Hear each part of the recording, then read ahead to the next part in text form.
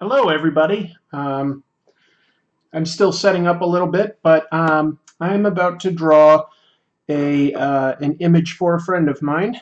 Um, Let me make sure that everything is streaming properly, and I'll get into it. I think I'm good. Yeah, this seems to be good. Not too bad lag. Up there is my Twitter and Instagram handle. That's the best way to get a hold of me.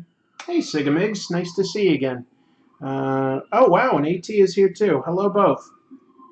I've got a little bit of a lag, so bear with me. I have a friend who has a YouTube channel. It's Hooded Cobra Commander 788. And the guy on there, Brian, reviews vintage G.I. Joe action figures. A couple times in the past, I have drawn thumbnail art for him, the featured image. And I asked if I could do one again. I was just in the mood to draw something, so I've got the barest little sketch here. I'm gonna be sketching a little bit more, and then moving on to inking.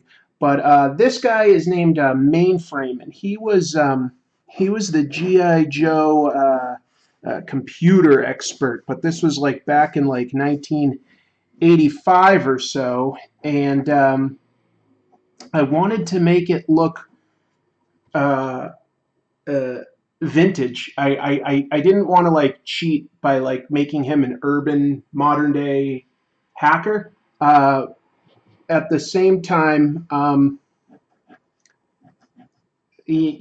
wanted it to be an action pose of some sort. I didn't want it to be boring. So I've sort of come up with this premise here of him sort of like he's got his laptop connected to a mainframe, an actual mainframe, and I threw in the computer, the Cobra symbol to imply that he's hacking one of their stations. So hopefully this is, a semi-plausible sort of action scene for somebody like Mainframe, who, in 1985 or so when they created him, people were using computers, but I don't think people really understood how to write for them very well. I mean, if you watch any sort of 80s movie like War Games or something, they've got some stuff that's like more modern than you'd expect, and then some other things that are just sort of cringeworthy. Anyway, who cares? We're just sort of fleshing out his uniform. I've got a picture to my right. I didn't. Hey, Godzilla, nice to see you, man. Um, oh, that's so exciting. He says, "Hey, Chris, just wanted to tell you that things are going well with that comic. I'm going to pitch to Image. You really helped us out by telling us what we needed to get ready. Oh, that's really nice to hear. I think this is definitely the time that you should be taking advantage of where you are in life to pitch stuff like that, because it's easier to do now while you're still sort of in school before you have a full-time job, etc. That's really great. I wish you tons and tons of luck. Let me know when you send it out and who you send it to, like whether it's to Image or if it's to a specific studio like Skybound. And I mean, I can at least like maybe mention it to some of the people that I know, but my word doesn't necessarily count for a lot. Oh, that's nice. Sigamigs also wishes you luck. So what kind of a shirt did he have? He actually had a collared shirt. Okay. So be it.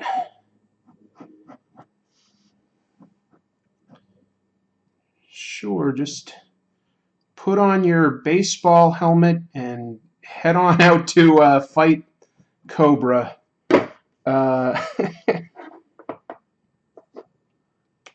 me see if I can give myself a little bit of a challenge by fleshing in some of the big outline stuff and take it from there.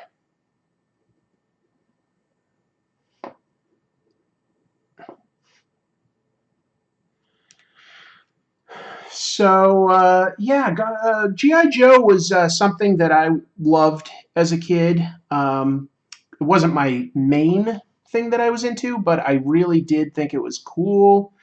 It's kind of weird because it's I think it's hard to make G.I. Joe cool right now. I mean, there's definitely no real, toy presence or anything like that, because we sort of know how terrifying terrorism can be. Back in the 80s, we were able to make Cobra Commander like just this whining goofball, but I don't think people could accept something that kind of silly these days. So it's tricky to make G.I. Joe current. Let's see. Godzilla says, thanks so much. I'm really hoping it gets picked up. If it does, I'd love to commission you for a variant cover or something since you're a great artist. Well, that's very, very kind of you. Sorry, I dropped my phone. I'd be happy to draw something for you, man. Do my best. Yeah, I'm trying to take like small commissions and stuff right now because I'm going to Japan in about 2 months and I don't have a lot of money in the bank. So, fortunately, I did get offered a lettering job, and I lettered 3 issues of a comic book. It's getting pitched. It isn't published yet or anything, but it was a paying job, and I'm really, really grateful for that. So, it came at the right time. Let me see what this pen is like.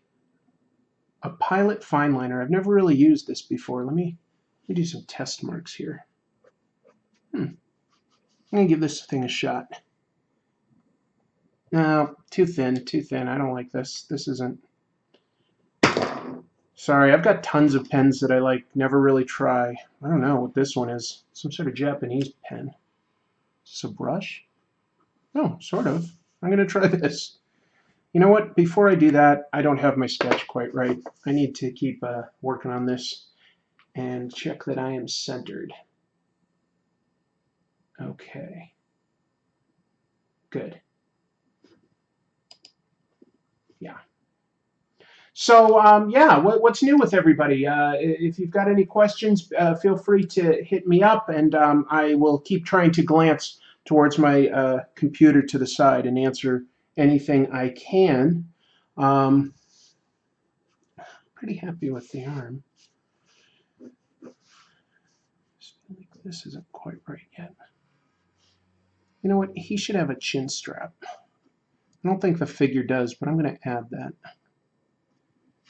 I don't think Brian will get mad at me for adding some sort of realistic detail. He's got a kind of confusing helmet, to be honest. It's kind of like a baseball helmet almost, which I've never quite understood in context why he has his own unique sort of helmet. Like, why doesn't he just have the same sort of helmet that Breaker and Grunt and all of them wear? Whatevs.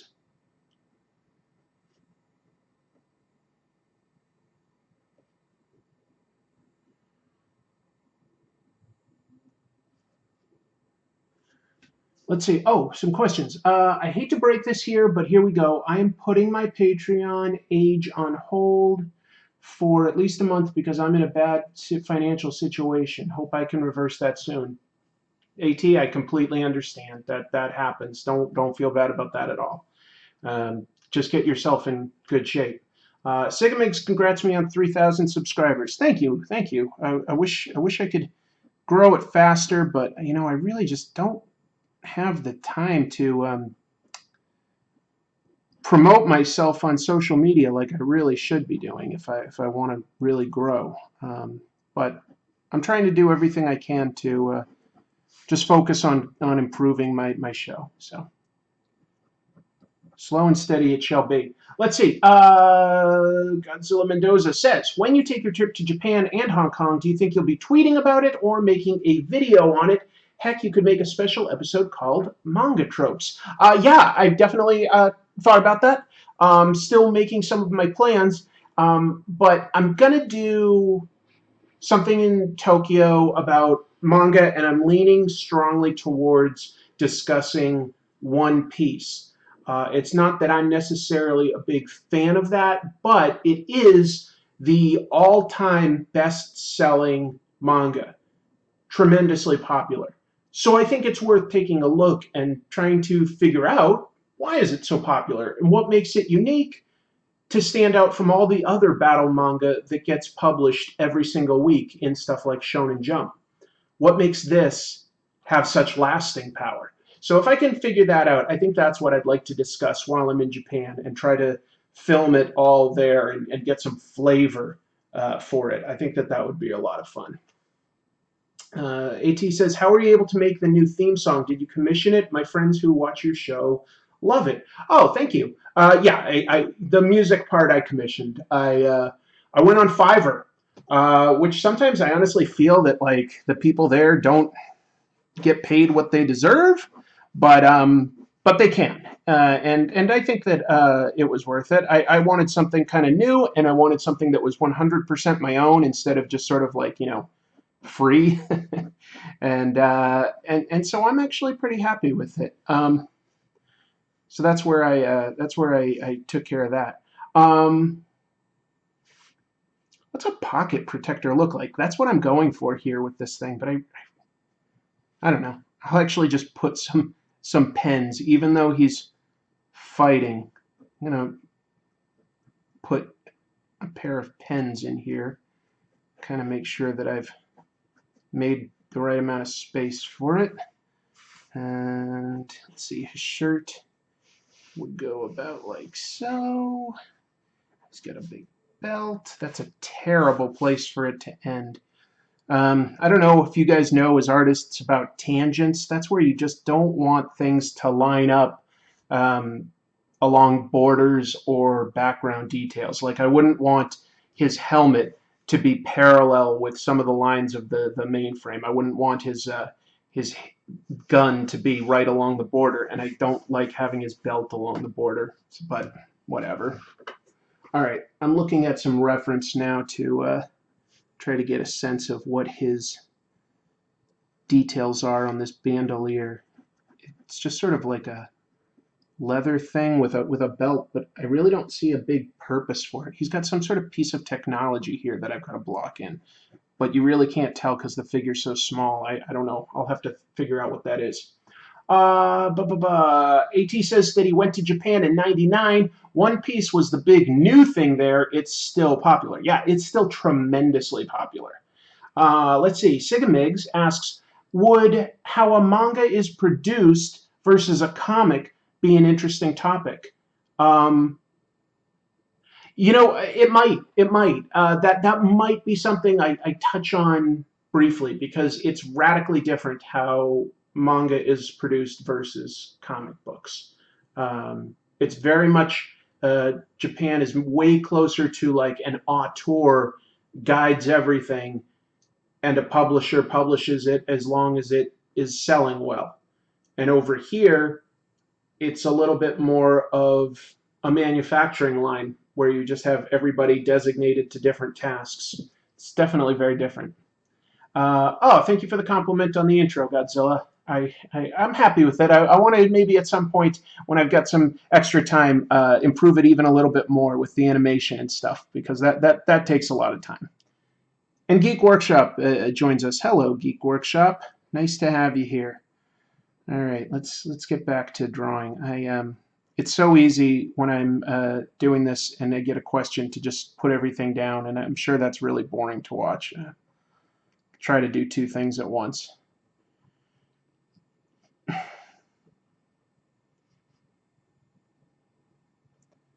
Something about the angle that I drew Mainframe app that reminds me of sort of 90s Joe Madureira. He was the popular artist at the time, and he would sort of do a lot of faces like this.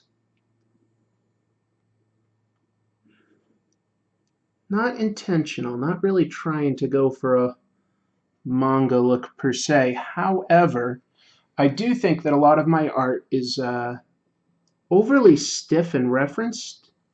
So I'm trying to use less reference and really just sort of sketch, you know, like just embrace the fact that it's not perfect and just go with it. It's very it's very hard.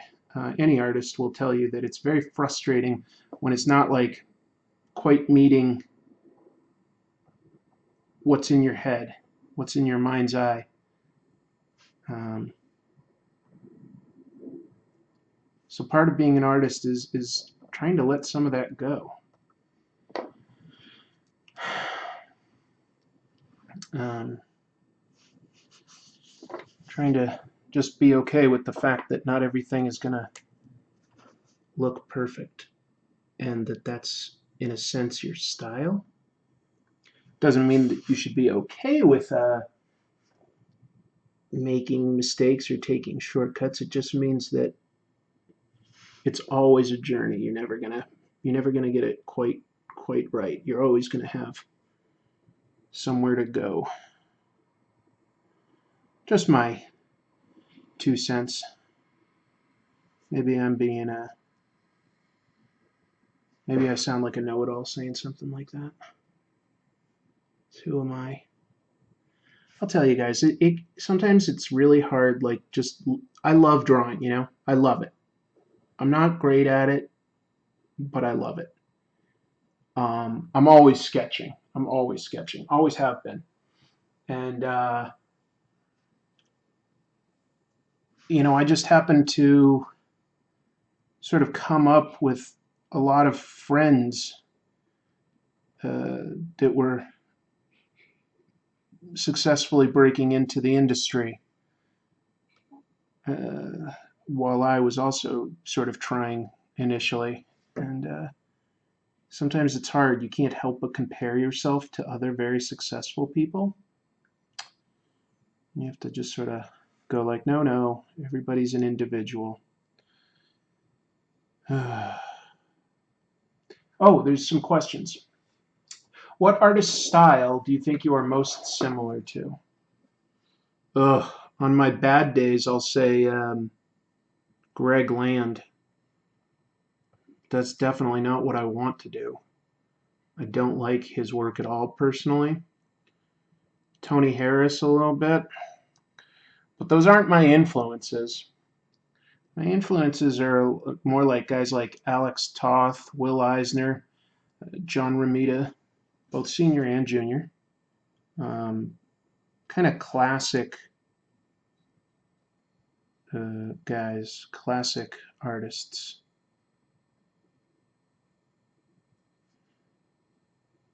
I don't know if that makes sense.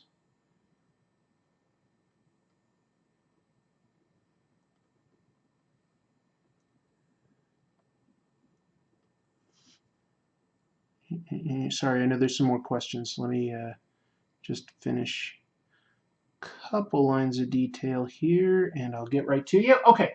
Mark L. Dude joins us and says, "Hey, Chris, glad to catch another stream. Great stuff as of late. Was real scared for you when you pulled that taser on yourself. Glad you're good."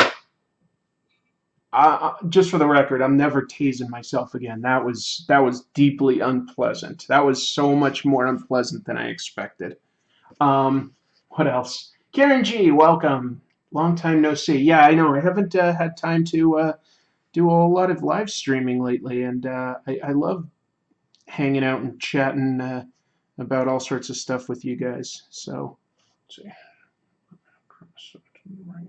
Okay. Sorry, had to think for a second what side men's shirts are buttoned on. Sigmig says, why does DC need to have a meta reason when rebooting series? Well, that's a good question. You know, in a way, yeah, they probably don't need a reason. You could just reboot things. Say, hey, it's a reboot. No big story behind it. But it's business. They're just trying to hold on to the existing readers as well, saying like, hey, that stuff all still counts. That stuff's all still real. Just bear with us, because it's going to be a little different now. So it's just business.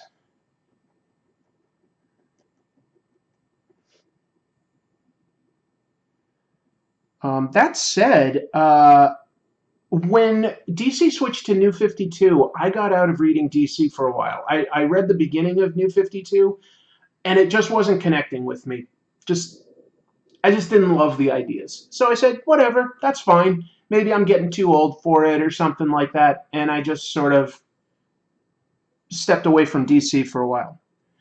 But now they've rebooted again with Rebirth, and I kept hearing really good things, especially of like guys like writer Tom King on Batman and Mr. Miracle. And I gotta say, having given it a try, it's pretty fantastic, and it is a good jumping on point. Um, I don't know, like, if there's some continuity I'm missing, but it doesn't feel like I am. So that's really, really nice. Yeah, so I do still care about these characters, and you know what it made me realize is I'll always care about a lot of various superheroes, but mostly these days I'm entertained by a comic by the quality of its creative team, and I think that Marvel honestly just does not have a solid bench right now. I'm not saying that everything they do is bad. There are several titles of theirs that I do enjoy. But overall, it's what a difference like 5 or 6 years make. Because a few years ago, they had like tons of writers and artists that I really loved, and not really these days. Not a big fan. Um, okay, let's see. What are your thoughts on Solo, a Star Wars solo anthology film about Han Solo, a Han Solo solo movie? That's from Geek Workshop. Yeah. I'll tell you this. I was excited when Phil Lord and I forget his first name, Lord and Miller were the directors. I was like, oh, I like everything Lord and Miller have done. From Clone High to Last Man on Earth, the Lego Movie, just anything they've touched, I've enjoyed so far.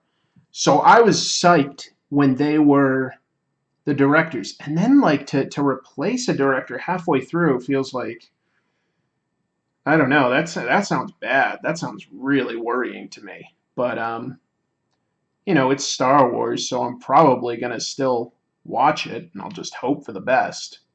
But that does not sound good, does it? Um, wow. Mark L. Dude says, "Wow, Greg Land harsh. You don't even trace. Has there ever been an artist you wanted to see on a series or try something you think they'd be good at? Has there ever been an artist you wanted to see on a series? Oh, okay. Or try something you think they'd be good at, such as Chris Samney on Batman or Jim Lee on Cap. Um, yeah, let me think for a second. Good question. What talent out there would I like to see? Well, you know what? Like, honestly, um, I like seeing creators eventually do their own thing. E- Every artist and writer in comics that has made it to Marvel or DC is usually a really creative, smart person. So I would love to start seeing some not self-published, like some creator-owned ideas by some of the top talent. I would love to see. I'd love to see Bendis go back to doing like crime fiction at maybe like Image or something. I would love to see Tom King do some creator-owned stuff these days. I would love to see G. Willow Wilson or Erica Henderson. Like I'd love to see them do their own thing. That would really excite me. Shit, my brush is splitting. Sometimes if you draw too fast with a brush pen, it splits a little and it looks pretty bad. I think I was able to sort of recover, but frustrating. I like what I've read of the new Mr. Miracle, Tom King Batman, and I plan on getting Doomsday Clock. That's from Software Agents Court, or AT.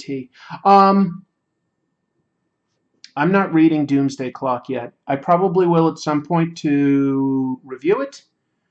I've heard that it's like well done and in the style of what Alan Moore did. That Jeff Johns is doing a great job. That's nice to hear. Good for them. I think it's I think it's horrible how DC tricked Dave Gibbons and Alan Moore into maintaining the rights to stuff like V for Vendetta and Watchmen. I think it's just terrible, and I don't want to support it. So I may do a review at some point, but I'm not reading it right now because I don't want to add to the sales figures as it's new. It pisses me off. It pisses me off a lot. Um, when Alan Moore and Dave Gibbons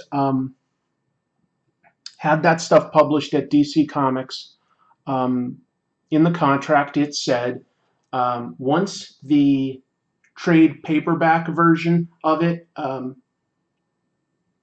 wasn't printed for 1 year, the rights would revert to the creators. And this was like 1986, and trade paperbacks and graphic novels were a brand new thing at that point in time. That just wasn't a thing before then. These guys had no reason to expect that DC would keep this in print, because it's not like we reprint Captain America number 399 every month, right? So they didn't think that that would be any different for a trade paperback, that it would get a print run, then maybe like, a couple years later, if people were demanding it, maybe they'd work out a new deal for a second printing. Instead, DC has kept it in continuous publication, printing it every year, and that maintains the rights. That means that DC maintains the rights to those characters. That was never Alan Moore and Dave Gibbons' intent on Watchmen. And so, like, when you see something like Doomsday Clock, where DC is not only using these characters, but like just completely integrating them into the DC universe, it's not what was intended. I think that they acted in bad faith. Did they break any laws? No, absolutely not. It was in the contract, and when the book was selling well, somebody upstairs said, well, why would we turn down money? That's what a business does. But in terms of a long-term relationship with creators, that can be important too. Maybe keeping Alan Moore there for a number of years more might have been a good idea. Anyway, so I saw a fan-made Kenobi movie trailer and got more excited for that, Sigamig says, probably compared to the upcoming Solo movie. Yeah, I saw that fan trailer. It was well put together. It was a bit too long. Eventually, I was like, okay, I get the idea. Let's move on. But it was impressive. Yeah, it looked good in terms of production value and stuff like that. So so that was cool. What else?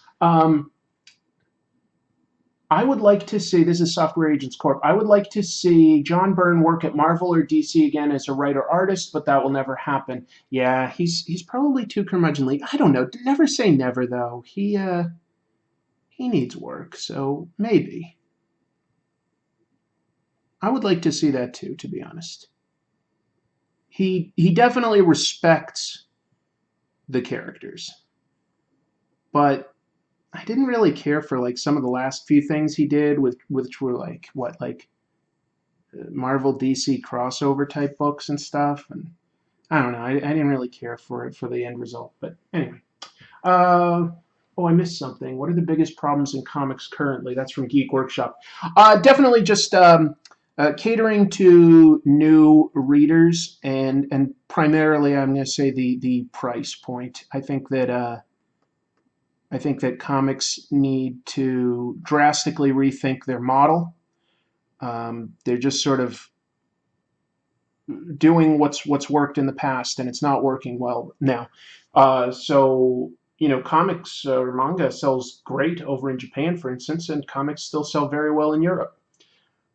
Over here, the trend for Marvel especially, but a little bit DC too, like it's going down. And so why do comics all have to be prestige weekly? I say make that stuff, like put it on newsprint, Don't put it on the best paper possible. Lower the price point. And if you get it digitally, definitely lower the price point. That brings in new readers, brings your circulation way up. Make it easy for new readers, at least with superhero stuff. That stuff relies on new readers. Other people get bored of the same stories over and over. So bring that price point down, and then maybe release like the trade, that tells maybe a full arc. Release that on a nice prestige type of format. That's my thought. That's the biggest problem is the price point and bringing in new readers. Mark L. Dude says, haven't read Doomsday Clock for the reasons that I was talking about, but felt it was doubling down when I heard they put Promethea in the book. Yeah, exactly. Just no respect. And Software also says he's waiting for the trades on Doomsday Clock because of this. Marcellus Salinas joins us and says, Chris, you should watch The Toys That Made Us, awesome show on Netflix about 80s nostalgia. I did. It was fun. I especially liked the G.I. Joe episode. I always like seeing those guys that worked on G.I. Joe get their props, get respect for what they created. But yeah, it was all good. Good recommendation. It's on Netflix in case anybody hasn't seen it. I think it's only like 4 episodes. G.I. Joe, Barbie, He-Man, and Star Wars. Little like hour-long documentaries on the people that designed and marketed those toys. It's pretty enjoyable. I liked it quite a bit. What else? Sigmig says, so Warren Gibbons would only get the rights to Watchmen if it wasn't successful? No, not if it wasn't successful. It could be tremendously successful on its initial print run. They just didn't expect it to be reprinted every single year. They thought, you print it once, people read it, they like it, done. DC's kept it in publication, so they never got the rights back to it like they thought. Marcella says, price has gone way up since I was a kid, and I'm just 22. Jeez, yeah. I can't imagine. Like, I think that they're too expensive for the amount of entertainment they provide within, like, say, an hour or something. Their utility does not match what people can get from video games and YouTube and stuff like that. Like, kids don't have that money. Hello, Sly Fly Guy. Thanks for joining us. Mark L. Dude says, have you heard of Shitty Watchmen? It was an experiment to do Watchmen with bad art, but show it still worked because of Dave Gibbons' composition. I've not heard that, but that is interesting. And yeah, a lot of people will definitely agree that it's not just the final art that Dave provided. It's how much thought he and Alan Moore put into what each page is trying to tell, and how each issue was sort of trying to tell something a little bit different. Very impressive book. It really is. There's a reason why it's remembered so fondly. That said, I think I like V for Vendetta more as far as Alan Moore books go. I don't know, that one. I don't know. I love Watchmen. I love Watchmen a lot. Anybody else have a different favorite Alan Moore thing? I mean, I love his Swamp Thing run, and I really loved his issues of Superman. Those are really good. So he's not always doom and gloom. When he wrote Superman, he wrote some really interesting stuff. I mean, he was never the monthly guy, but he did write several fantastic stories. For the Man Who Has Everything and Whatever Happened to the Man of Tomorrow, those are both fantastic.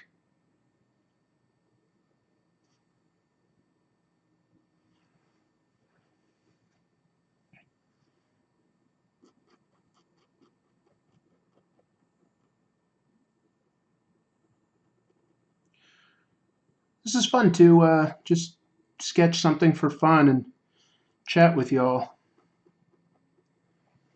Appreciate it. Sigmigs also likes V for Vendetta more, and Software Agents Corp says he's started to read Swamp Thing. I'm jealous of you. That's It's really good. He tells all kinds of interesting stories with Swamp Thing. He really expanded what it could be about. Um, Chris, have you seen the Watchmen Saturday cartoon satire video? The title alone tells the joke itself. That's from Marcelo. Yeah, that's by Harry Partridge. Harry has done a lot for me. Harry has tweeted some of my videos. He supports me on Patreon. Like, I owe a lot to Harry. And yes, I've seen that video and I love it. So the fact that this guy that I really admire seems to like at least a bunch of what I put out is it helps keep me going, stuff like that. Um, Godzilla Mendoza says he's going to check out Miracle Man too. Miracle Man is something amazing. I think I did a Miracle Man episode at one point. It was a while back now. It was way back. Um, Boy, Miracle Man is kind of dark, but as far as deconstruction goes, some of the best out there, and a really fascinating history of the rights to Captain Marvel and Marvel Man and then Miracle Man, and now how just all the people that the rights for that have passed through. It's pretty wild. Tape Deck Rec joins us and says, "So glad I didn't miss this." I don't know if there's that much going on. I'm drawing very slowly tonight, but thank you for joining us. Tape Deck Rec says, "They are so much fun. I am Willie Guts. I logged in on my cousin's PC. You are very talented. You have inked so many different styles." Well, thanks, man. Mark Barriner joins us and points out League of Extraordinary Gentlemen. Great idea. Great idea. Yeah. That movie, though, is so bad. And it's so bad, I think it's hilarious. I think that League of Extraordinary Gentlemen is like, if you can watch that with a friend and just make fun of it, I think that is a blast. Oh, I feel so bad for Sean Connery doing that movie. Sean Connery is one of my favorite actors. I love him. I think he's still my favorite James Bond. Daniel Craig does great, but I love Sean Connery. He's so cool, man. And later in his career, he never knew the right projects to say yes to. Like, he was offered the role of Morpheus in Matrix, and he was like, "Oh, I don't get this. What the hell? People jumping around in computers? No thanks."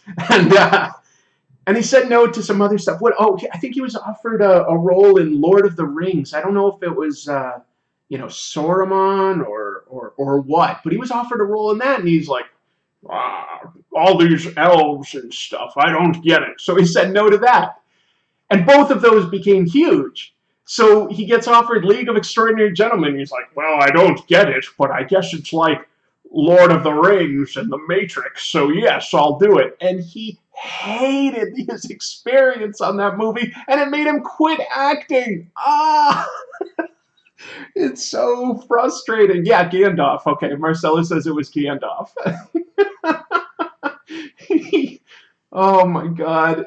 It's just, he said no and you know what, honestly, all things considered, as much as I love Sean Connery, Lawrence Fishburne as Morpheus is pretty iconic, and certainly Sir Ian McKellen as Gandalf.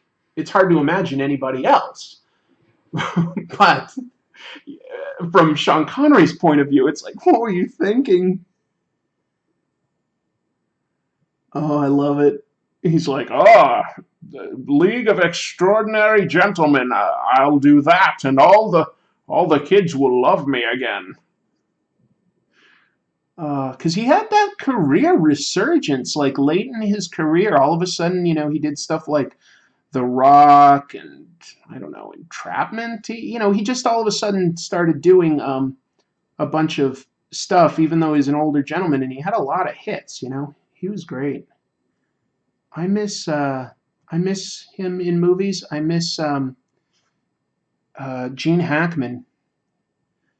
It's not like Gene Hackman was ever necessarily a megastar or anything, but I just find him so engaging and watchable in anything I see Gene Hackman do. Yeah, he's been in, of course, a lot of fantastic films. What was the last thing he probably Gene Hackman's last thing must have been something along the lines of a Wes Anderson movie, right? I don't know. Okay. I heard Sean Connery was a horrible neighbor also. That's from Tape Deck Rec. Mansion owners having trash disputes. Oh, that's too bad. As much as I loved Sean Connery in the movies, I mean, let's admit it, we've all heard that he did not treat women that well, and so he may not have been a great person as far as being a neighbor or something. I'm just saying that, like, as far as being a really entertaining actor, he had it, man. He had such charisma. What was that terrible sci-fi movie he did where he's like naked except for two red straps and a bikini brief? I'm trying to remember. It's not coming to me. It's like got a huge rock head god that spits out guns for everybody to kill each other. And he's the greatest killer in the world. Oh, it's such a weird movie. It's not coming to me.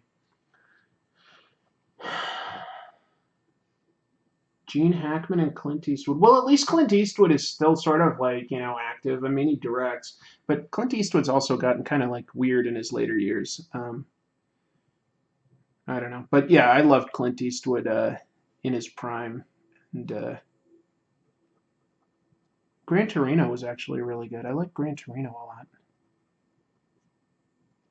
He directed that one, right? Yeah, he had to have.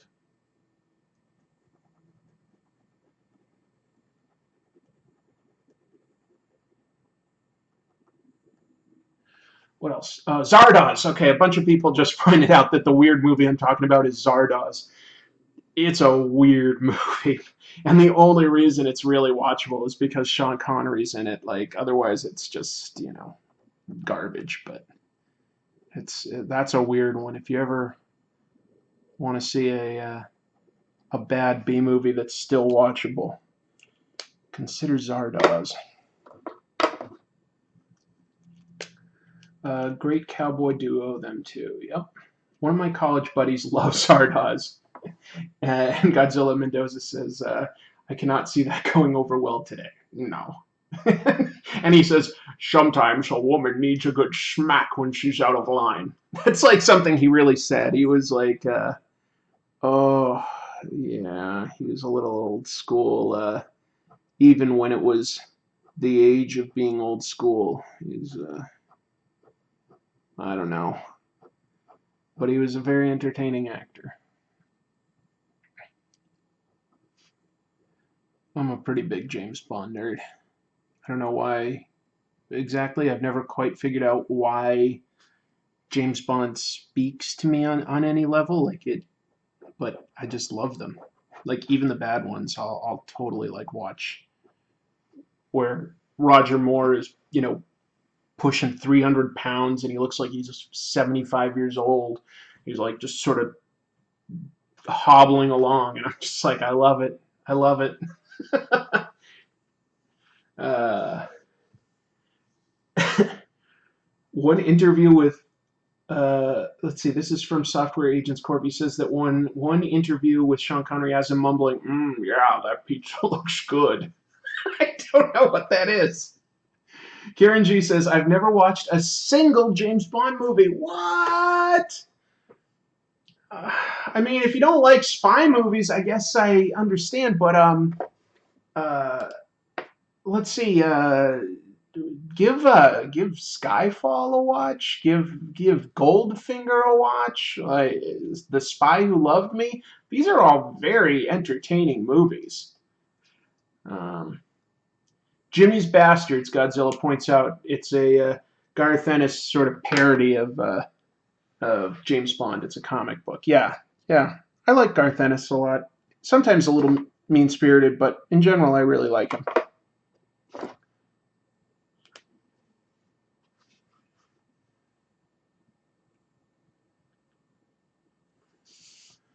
Let's see.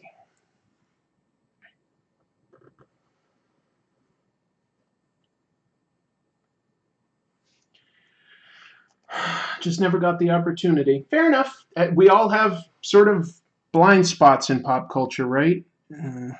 where we just haven't had the time to see something that everybody else talks about. I'm always surprised when someone's like, "Oh, I've never seen Star Wars," but yeah, not everybody is going to make it a priority. Especially as I get older, like the movies that were huge when I was really young and a teenager, like Ghostbusters and Back to the Future and stuff like that. Like they're still well known, but there's plenty of people I come across that have just never seen them. Like the younger people that I'll meet, like at work or just like hanging out with new friends and stuff. And I'm like, oh, right, I'm getting older. Okay, well, they're good movies, trust me. Sure, old man.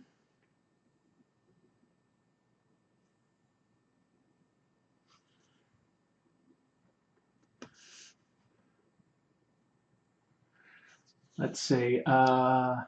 Unforgiven was the movie I loved with Gene Hackman. I did not say it correctly earlier. Oh yeah, Unforgiven is like one of the best westerns. Period. Morgan Freeman, Clint Eastwood, Gene Hackman, just. And by the way, like Old Man Logan. Well, I think I say this in my review of Old Man Logan. It starts out, actually it goes almost all the way through, it's kind of a ripoff, kind of a really close ripoff of the whole plot of Unforgiven. Godzilla Mendoza says about Jimmy's Bastards, it's basically about what if James Bond had a bunch of illegitimate kids all across the world from his various adventures and they all wanted revenge on him. That's a good premise. If you've seen James Bond and you start to like ask questions about like, well, wait a minute, this guy slept with a lot of women. Just playing the odds here, he's gonna have a bunch of bastards out there. Let's see. You have to be in your 40s to remember Star Wars. I'm in my early 40s. I guess I'm old. This year I want to get myself back in shape. I look bad these days, guys. I used to work out all the time. I used to do, like, if we go back 4 years, I was doing Krav Maga. I had a personal trainer that I would do an hour with every day, and I would do the insanity workout for an hour every lunchtime. And I was in good shape. And life gets in the way. It slows you down. I got to get back to fighting weight, right?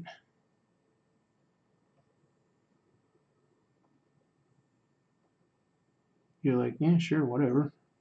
That's your problem, Chris. I know.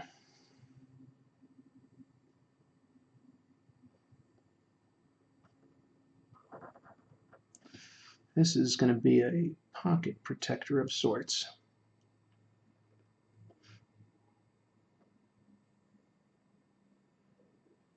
I wish I drew faster when I talk to you guys, but I get distracted and I get excited about like what we're talking about, and I just want to talk about pop culture stuff when I hear questions. I just hope I don't come across as a know-it-all, mansplaining stuff that everybody knows, right? Nobody needs that. Okay, let's see. Okay, Karen says she's just not into that genre. That's why she hasn't seen Bond stuff. Totally fair. Totally fair. Um, People younger than my brother tell me they've never seen the original Star Wars trilogy, and my brain doesn't compute that. I had to explain to one of them what it did for special effects. Well, that is true. It did a lot. Um,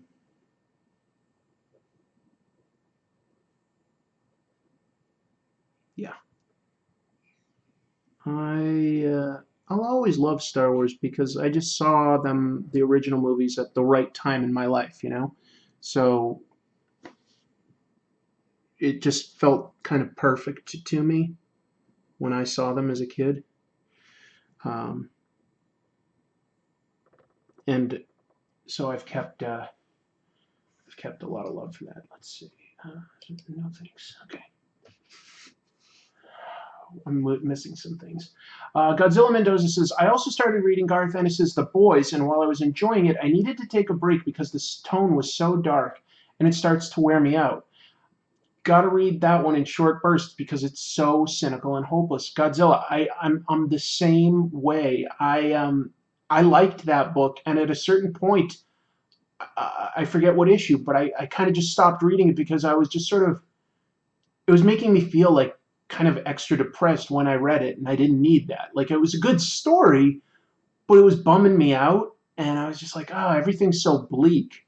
Also, if you've ever read Rick Veitch's The Brat Pack, an early 80s comic, it did everything that The Boys is trying to do, but it did it in like 4 issues. It was a deconstruction of superheroes showing that like they're not as noble and perfect, and they're actually kind of like scummy and perverted and so on. Like, and the Brat Pack is a fantastic book. I should really make that a priority to discuss because a lot of people just don't know about the Brat Pack. But if they like The Boys is basically just doing the same exact story. I actually quite enjoy listening to you talk about random stuff. It doesn't always have to be about comics. You seem to know a lot about movies and TV as well. Good, I'm fooling you all. That's all that matters.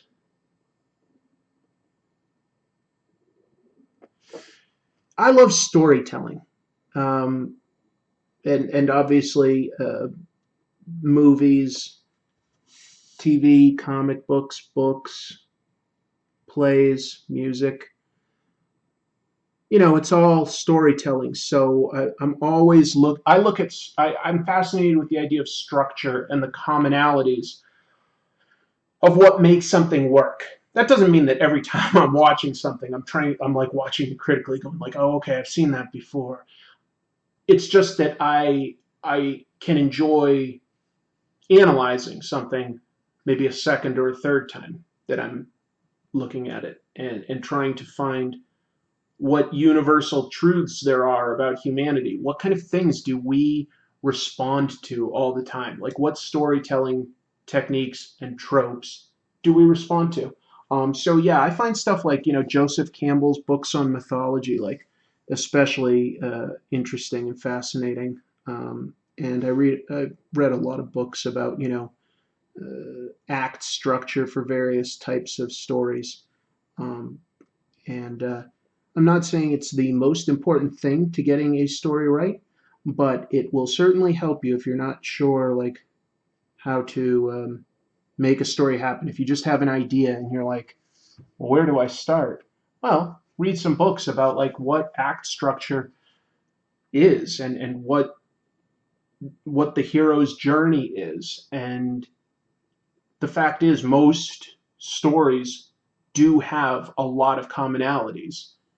And the only reason to break them is if you have a really good reason to. So usually you don't want to like break those. You go, oh yeah, let me embrace what the hero's journey is and figure out what each threshold is going to be on his or her journey. It's really important.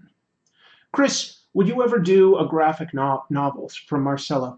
Yes, yes. In fact, the one that I come really close to pulling the trigger on sometimes, but I just don't know if I want to draw it. Is I want to tell the story of I was a real life superhero for a year with Phoenix Jones, and I kind of got disillusioned with what it actually accomplished. I kind of came to go like, well, what am I doing here? But I think that would be a really interesting story to share with people. Um, what it took to try to patrol city streets at night and stop crime.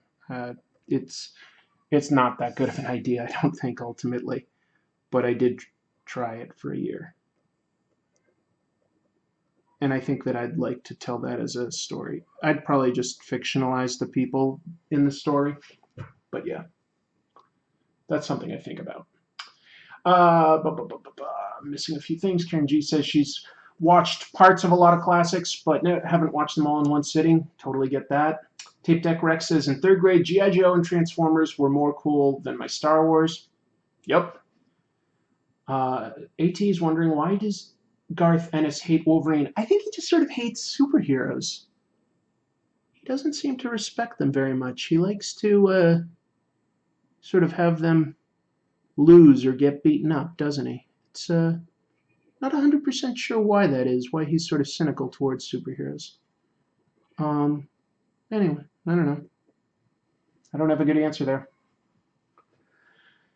I'm missing a few things. Wow, I didn't know you were one of those in real life superhero folks. I hear a lot about those. What was your name? My name was Omega. I don't think you're going to find a whole lot of stories about me out there, but um, yeah, definitely encountered plenty of drama. It's I was new to a city. I didn't know many people, and I sort of fell into it. And I did feel like I was actually helping people some nights, but ultimately I felt like we weren't truly like making the city feel safer or, acting as a symbol for other people to treat others better. I just didn't feel like that was happening. So I got kind of disillusioned with the idea, and I was like, it's what works in a story doesn't always work in real life.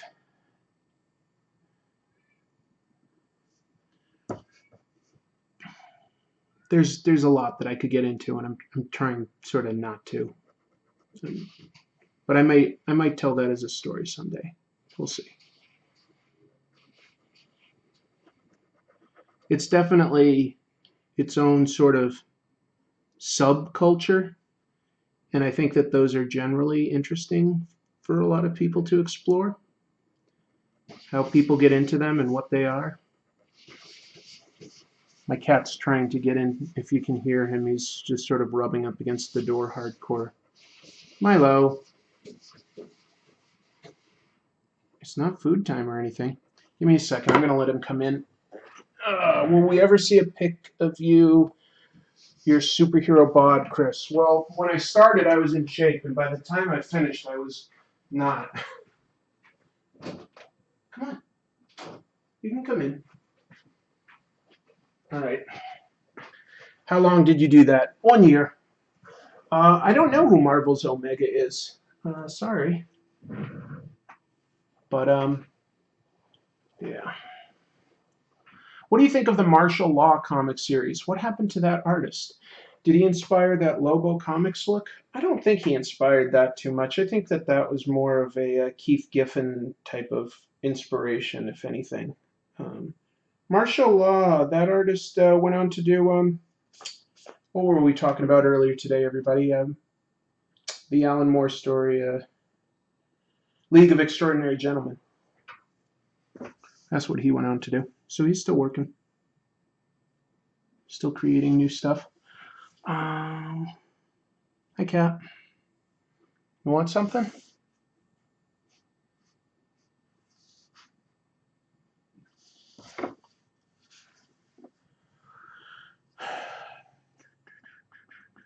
Sorry if I missed some questions, folks. But I appreciate that.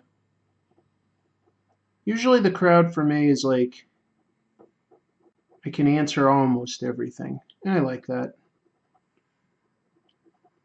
I would love it if my YouTube channel could, like, earn some real money. But then when I do stuff like this, I would never get to interact with everybody. So in some ways it's nice where it is right now. So I'm trying to appreciate it. I really do appreciate all of you taking any time to just hang out and chat. This is the stuff I like talking about this stuff. Oh, Omega the Unknown. Yeah, I know who you're talking about, Mark. Sorry, I forgot. Yeah, Omega the Unknown. That was a really weird comic. What was that, like late 70s, early? I think it was the 80s actually. AT says I got screwed by the new policy. Oh, you must mean the new YouTube policy. I'm sorry to hear that. Yeah, I don't understand the new YouTube policy at all. Like they're always changing their algorithm, but it's like it always feels like ultimately it's just to protect their big money earners from getting in trouble, and they kind of screw the little guy. So that's not awesome. What do you think of Brian K. Vaughan's saga? Asks Karen G. Love it. Huge fan of Brian K. Vaughan in general. So yeah, like he can almost do no wrong as far as I'm concerned. And Fiona Staples is something special. She has such an interesting style. Yeah, I love Saga. That said, I am a little behind right now.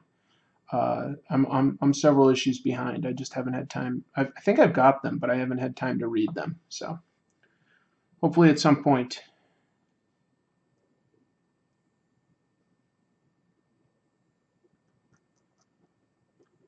You know what bothers me these days, guys, and it's just in my head right now, is that commercial for the iPad where the girl is going all around like New York or something, taking pictures and writing up school papers on it and stuff. And then all of a sudden the neighbor goes, "What are you doing on your computer?" And she goes, "What's a computer?" Oh, that drives me nuts. Who doesn't know what a computer is? Sorry, I'm drawing computers, so it's like, I guess that's why it came into my head. What's a computer? It's so dumb. I know it's dumb to get worked up over a television commercial. It just doesn't make any sense. What's a computer?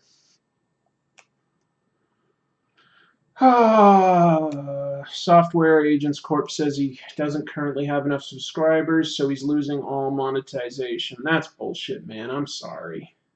I'm sorry. Tape Deck Rec asks, I'm from Brooklyn all of a sudden. Do you like the Lobo character? And then I missed some of the rest. Are there similar artist books I should look into? Yeah, I used to love Lobo. The Paramilitary Christmas special is definitely a favorite of mine. That was Lobo in his prime for me. Um, I would say that if you like Lobo, then you probably are gonna like some of the more cynical stuff by guys like Mark Millar and Garth Ennis. I would give stuff that each of them have written a try because I think that that's kind of the same sort of humor. Geek Workshop says, "Do you think there should be more single issue stories rather than story arcs constantly?" Absolutely, absolutely. You got to draw in new readers, at least in superhero stuff. Yeah, come on, come on, guys, come on, Marvel. What are you thinking? I don't know if they are thinking. Where am I going with this?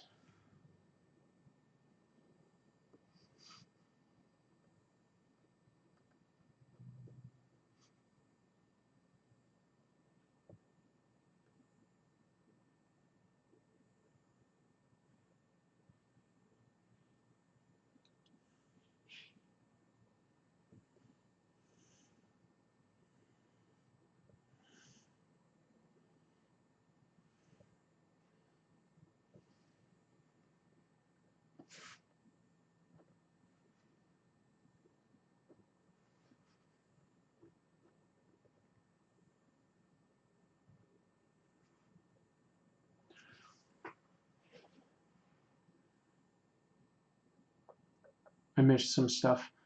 Sorry. People seem to be talking back and forth, and I missed something.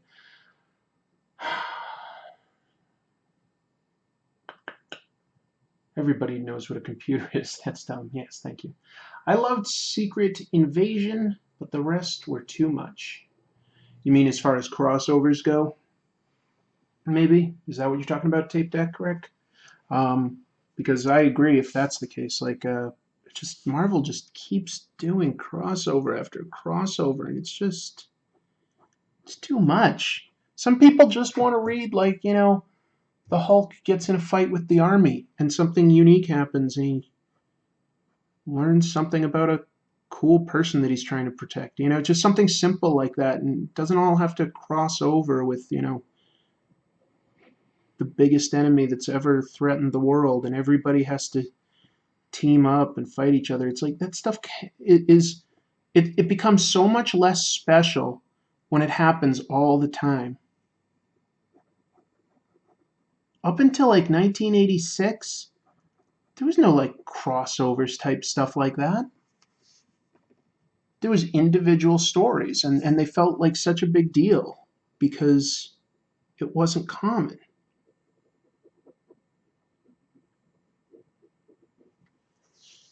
It's definitely overdone now.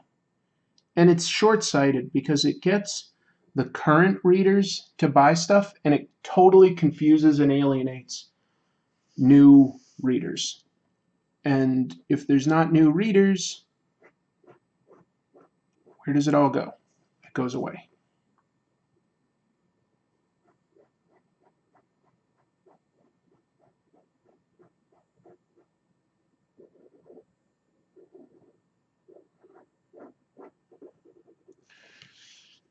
So frustrating.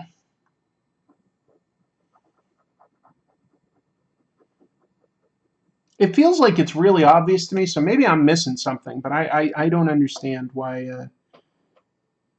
the big companies keep doing that.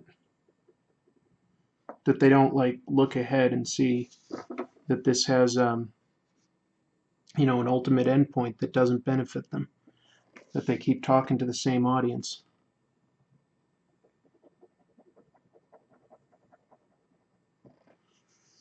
And the same audience starts getting snippy when they see new things. They get all snippy about like, oh, I think it's awful that there's two Captain Americas or that Hulk is Asian now. That's not what I want. Well, it's like tough. Who cares what you want?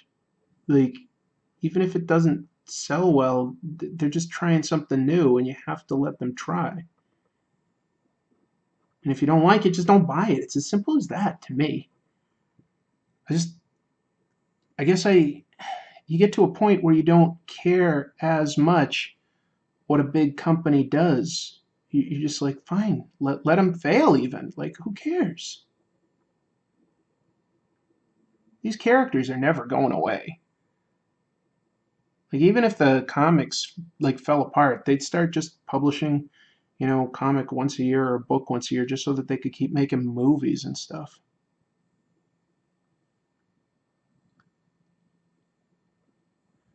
There's always going to be comics. There's always going to be talented comic book makers. Like, none of it's worth panicking about. All right, let's see. Do you think if every cameo, Easter egg, and crossover was a canon, everything is in the same universe? That's from Sigamix. There have been people that have tried to come up with that, like, sort of one cohesive universe idea before even extending into television. Um, Ultimately getting to the point where it all takes place uh, in an autistic boy's imagination because that's how the TV show Saint Elsewhere ended. It was a hospital drama, and ultimately everything was taking place in an autistic boy's imagination. But it had had a crossover with other TV shows. So if it all is a crossover, people try to argue that everything is taking place in this one boy's imagination. And it's like, well, what's the point of arguing that? Like, sure, just, okay, cool idea. It extends from everything from like Sesame Street to X-Files. Gets to be too much. Cool story, bro.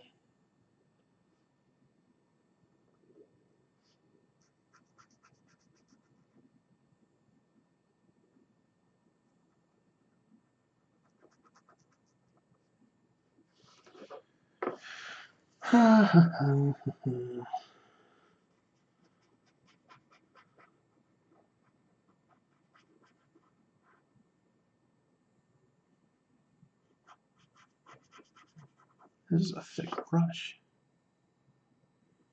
Whoops.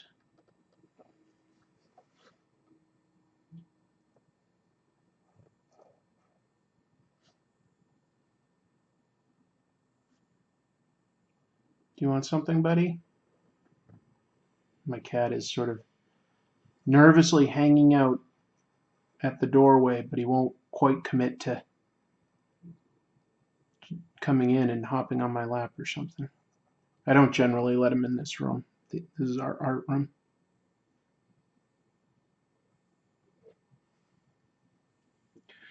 Peter David's Hulk was acclaimed. Early in his run, Hulk was gray for like a year. I think it was a lot longer than a year, actually. Because I can remember several artists working on it at the, yeah. It was more like 3 years or so. Mr. Fix-It.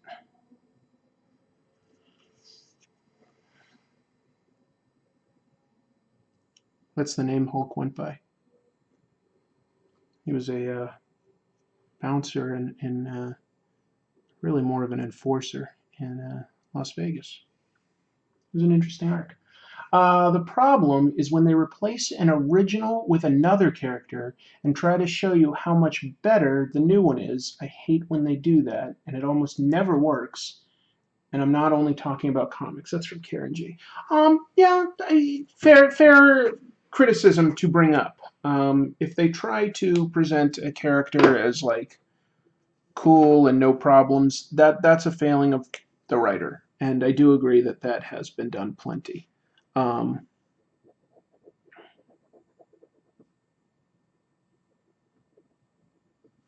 yeah, that's fair. You know, I thought when Rick Remender was doing the Falcon as Captain America, that he had plenty of his own issues and that it was a really interesting take on things. Um,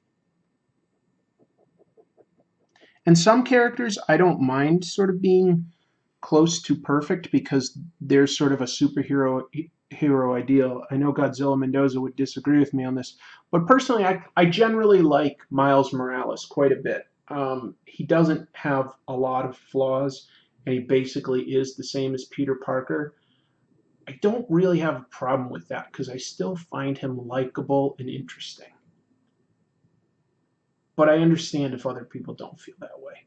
Um, I don't know. I think Greg Pak, like, is having a good time right now writing Amadeus Cho as Hulk, and I feel like he's doing something different with him because Pak, clearly loved Bruce Banner as Hulk. He wrote some of Hulk's best stories.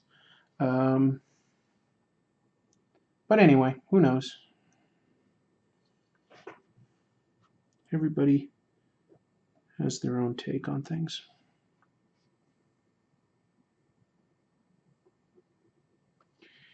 What else did I miss? All documentaries are in a shared universe.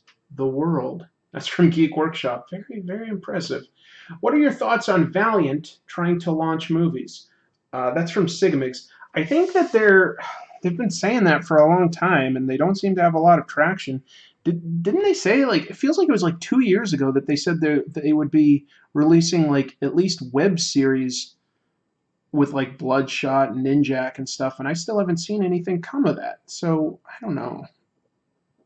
I don't know what they're up to. Valiant, Valiant, Valiant. Valiant's had plenty of good comics over the years, and they've had plenty of just bad ideas too, bad comics. Um, Man, someday I'll review the Valiant's Game Boy comics, which try to like make the hero or the main character like this completely unlikable guy that just steals from stores and tries to get free meals and stuff, but somehow he can unlock the dimension to Game Boy world and Mario's characters can invade our world. It's pretty bizarre. It's pretty bizarre.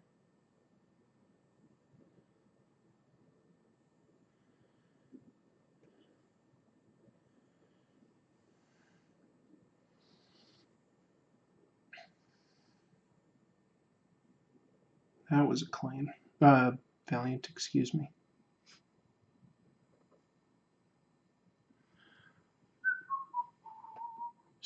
Kieran G says, sometimes a superhero is a code name, but sometimes their normal identity and their superhero persona are intertwined in a way that you cannot separate them.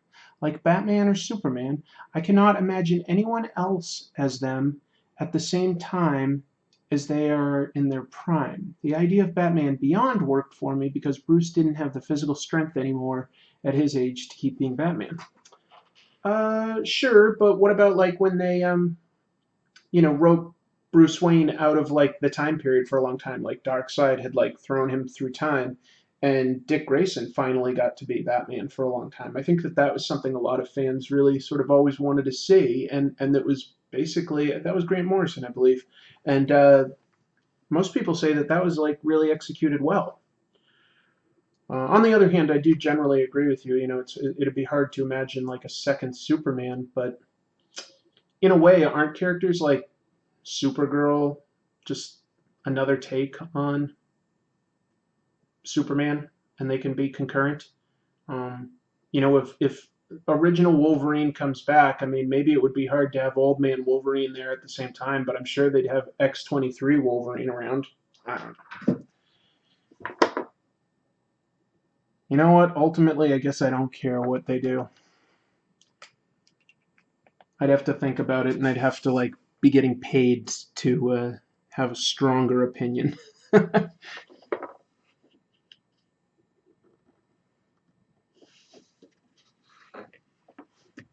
right, don't screw this up, Chris. I already did. Darn it.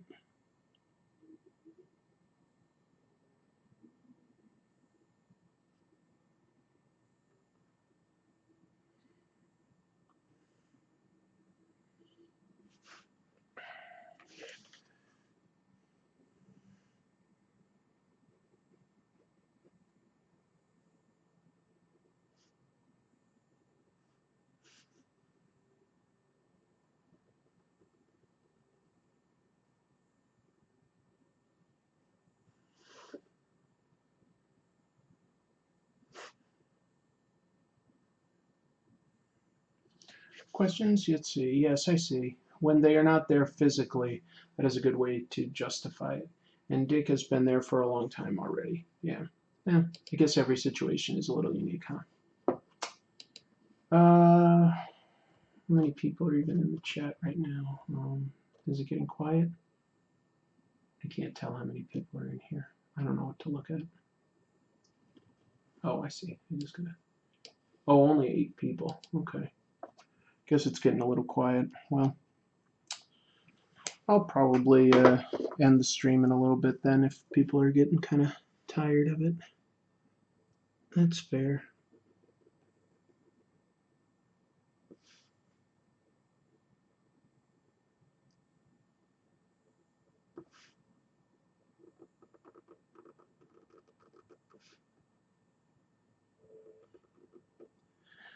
The fact is, I'm drawing too slowly these days. I really need to work on my speed and confidence.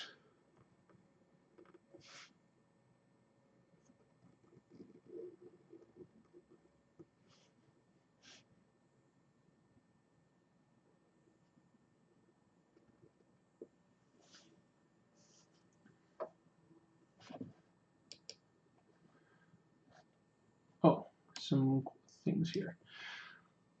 I left to go get a sandwich, says Godzilla Mendoza. Well, I hope it was a delightful sandwich. Mark Bariner says, I really hated Bruce Jones's run on the Hulk. The Hulk wouldn't appear for entire issues. Yeah, he tried to expand the supporting cast. I don't really, I can't remember it very well. I don't know if I've read even the whole thing. Oh, it's been too long since I've eaten and my hands are shaking, says Godzilla Mendoza. I do that too, but I tend to just sort of forget, or I sort of go like, I can skip a meal, and then a few hours later I get all shaky because of low blood sugar. It's not pleasant.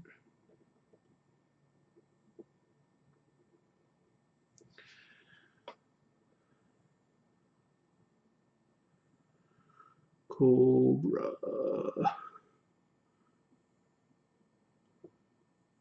What a great name for a bad guy group, Cobra. Although I guess DC sort of has don't they have like don't know if he's called Cobra, but they've got some sort of a terrorist with a snake theme, I think. Oh, it's totally eluding me who I'm thinking of right now. Maybe it is Cobra. I can't quite remember, but Cobra with a K? You know, now that I think of it, like a terrorist organization with like Cobra at the head or whatever, that would be a cool to like actually have the same big bad for both like Flash and Arrow. Like maybe like I don't know. All of a sudden I'm like thinking, you know what? I'll stop thinking about that. I don't write for the show. Let's see. Miles Durkee joins us and says, "Hi, Chris. Saw you were on. Decided to drop by and say hello. Hello. Hope you're having a great night. Hi, everyone in chat. Yeah, it's all right. Dick is one of the popular ones with the girls, or so I've noticed with the quantity of fan art of him I see around, even on Japanese sites." That's Karen G talking about Dick Grayson. Yeah, good point. Sugar Cat joins and says, "A lot of the times when you pull the ink line towards you, it feels better and it's easier to control." Oh, pushing the line away from you can cause a rough line. I've never heard that, but let's see. Let's try that because I'm trying to do a nice arc here. All right, that kind of worked. Let's do a second one here. Again, pulling towards me. You know, I think in general my instincts are to push, and maybe I should try to combat that and see where the art ends up going.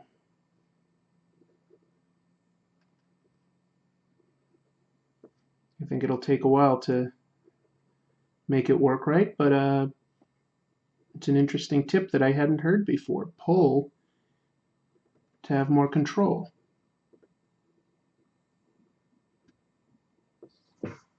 Thank you, Sugar Cap. Steve Rude taught me that.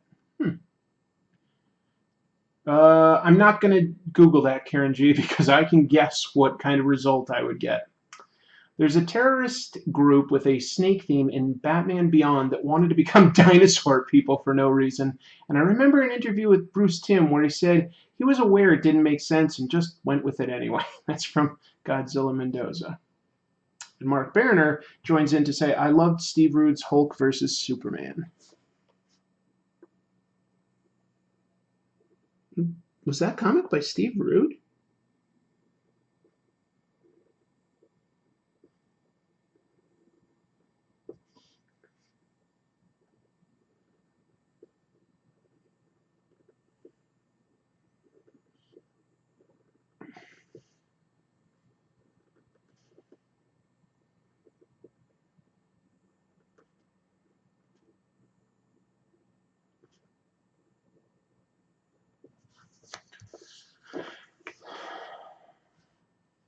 What Sugarcat is saying is something one of my friends who is an actual artist told me, that when you push away when drafting, you lose control over the writing utensil.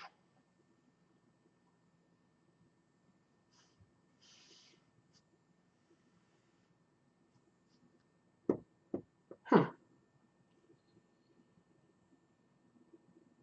That's all right. Well, something for me to think about. I appreciate the advice. Let's see if let's see what my instincts are, and then let's see what kind of result trying to fight them provides.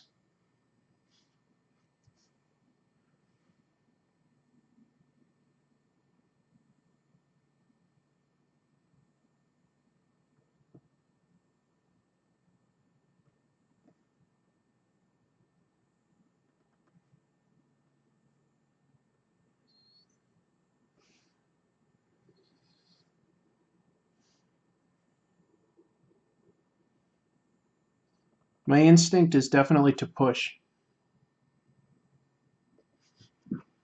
Maybe that's part of why I'm not a great artist. Something to think about. Wow.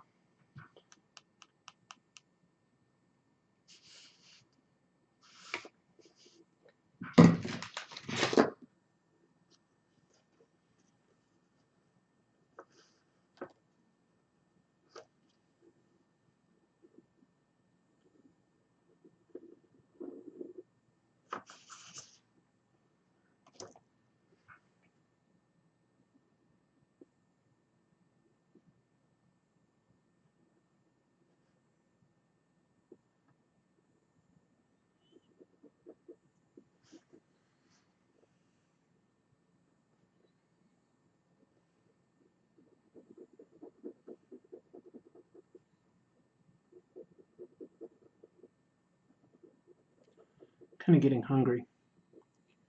Time is it anyway? I'm amazed so many folks, even if there's only 8 or 10 people on, like right, okay, 11. That's interesting. It's kind of late. Thank you all. That's really nice of you all. And it's like a work night, a school night. Thank you. Miles Turkey's laughing at what I just said out of context. My instinct is definitely to push. My instinct is to push. What's wrong with that? Uh, and Software Agents Corp says the DC terrorist organization you're thinking of is called Cobra and is one of the last ideas Jack Kirby had at DC. Now, I feel like that would be cool. Like, that's a terrorist organization is who Green Arrow should be fighting. So they should get the rights. They should use Cobra. But then if Cobra himself has powers, that would be kind of cool if he targeted Flash as well. And like just every week, like he had various like sort of henchmen and stuff going after each of them. Like you wouldn't really have to necessarily coordinate too much of a crossover. It's just the idea that this terrorist organization is going after the superheroes.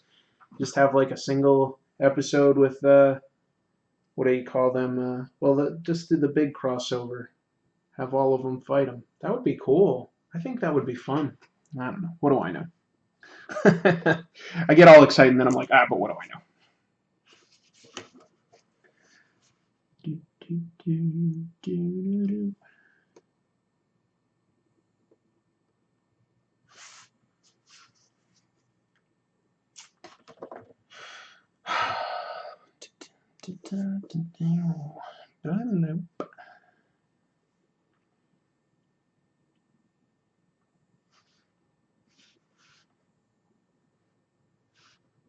Oh, I was about to use the wrong brush. It would have led to a bad result, no doubt.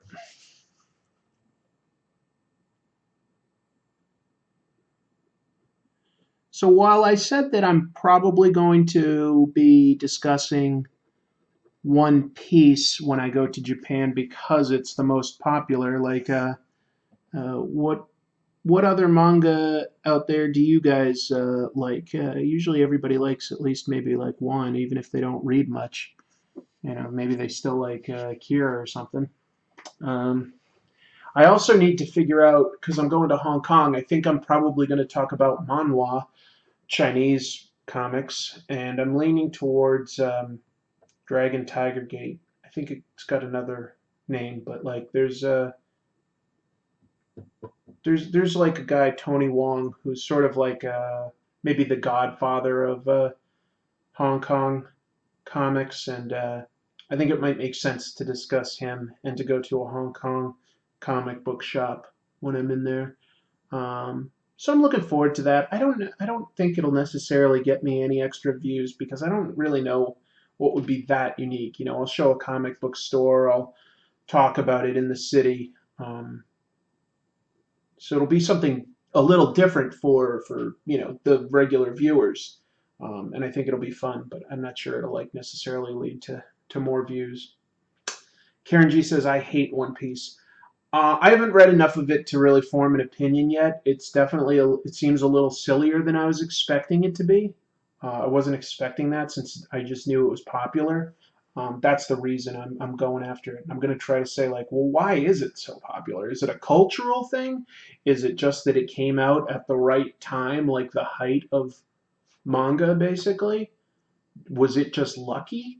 Or is there something to it that's universal? I mean, because it has stood the test of time in an environment where, comics continue based on sales. They'll get cut if they're not selling every week. So it'll be, I think, interesting to at least examine it on that level. Prison School, Sigamig suggests. Software Agents Corp recommends Ranma 1/2 or 1/2. I don't know. And Inuyasha, the Sailor Moon manga. Really? Miles Durkee adds that he was unhealthily obsessed with Ranma 1/2 when I was younger. Am I pronouncing that right, folks? I've never read Ranma 1/2, and so I'm just guessing that that's how it's called. But maybe it's called 1/2 or 1/2. I don't know. I really don't. I think, okay, Karen G says, I think Japanese fans are more into it, and that has maintained their sales within Japan. Well, that may be. So maybe that would be a cultural thing. So we'll have to look into that, or I will. Miles Durkee says, I imported all the trades from Japan and learned to read Japanese to read them. That's amazing. That's fantastic. Congratulations. Software Agents Corp says, One Piece doesn't do a whole lot for me. Ranma 1/2. Ranma Nibun no Ichi. Nibun no Ichi. Did I say that right? I wish I could speak the language. I don't think 2 months is going to be enough time for me to learn it. I last went a little over a year ago, and when I came back, I said, I'd really like to learn Japanese because I've just always liked Japan. Not everything about it, but I like Japan in general. I like its food.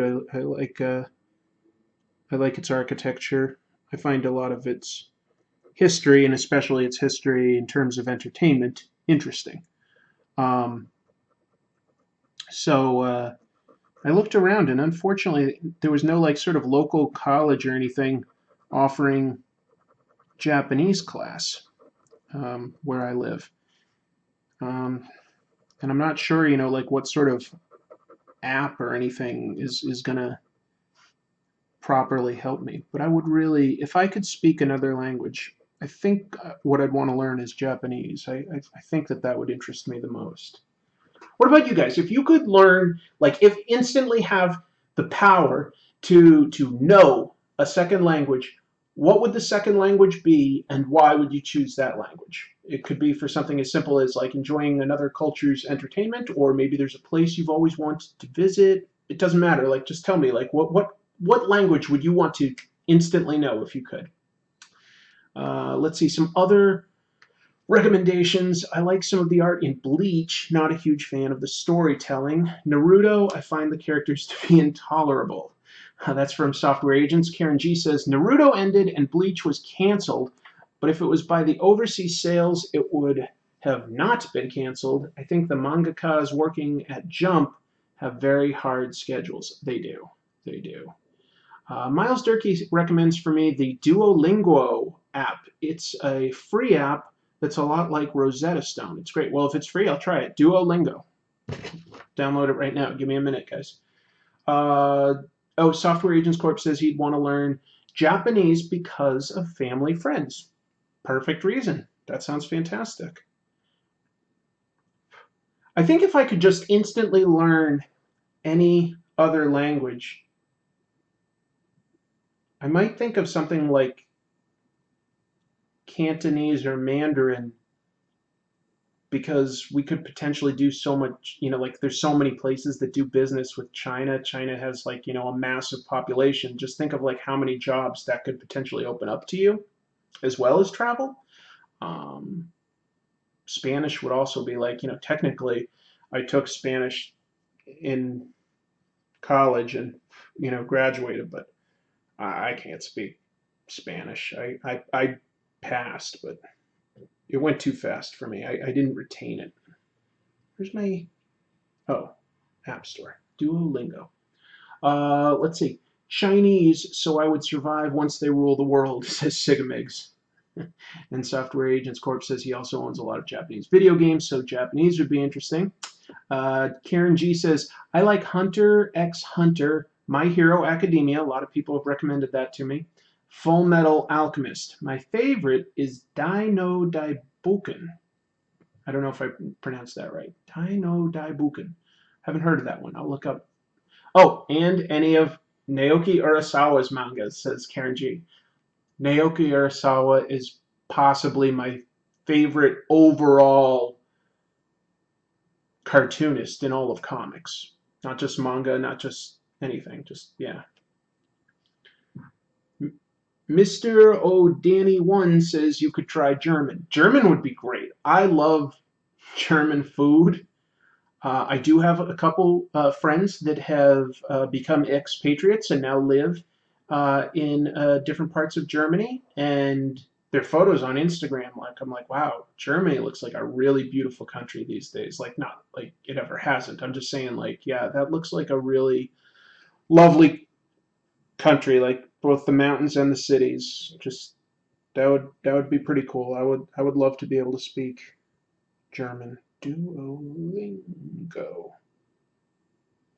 Okay, got the app. Thanks. Thanks for the recommendation. I'll give it a shot. I'd learn Esperanto, the global language, says Miles Durkee. Well, you could at least enjoy that one William Shatner movie, right? And Mark Barriner says, I'd learn cat so I could find out what my cat is meowing about. Well, I'll tell you, it's always food. Always. Let's see. I absolutely loved the Alita Battle Angel artwork, says Miles Durkee. Fair.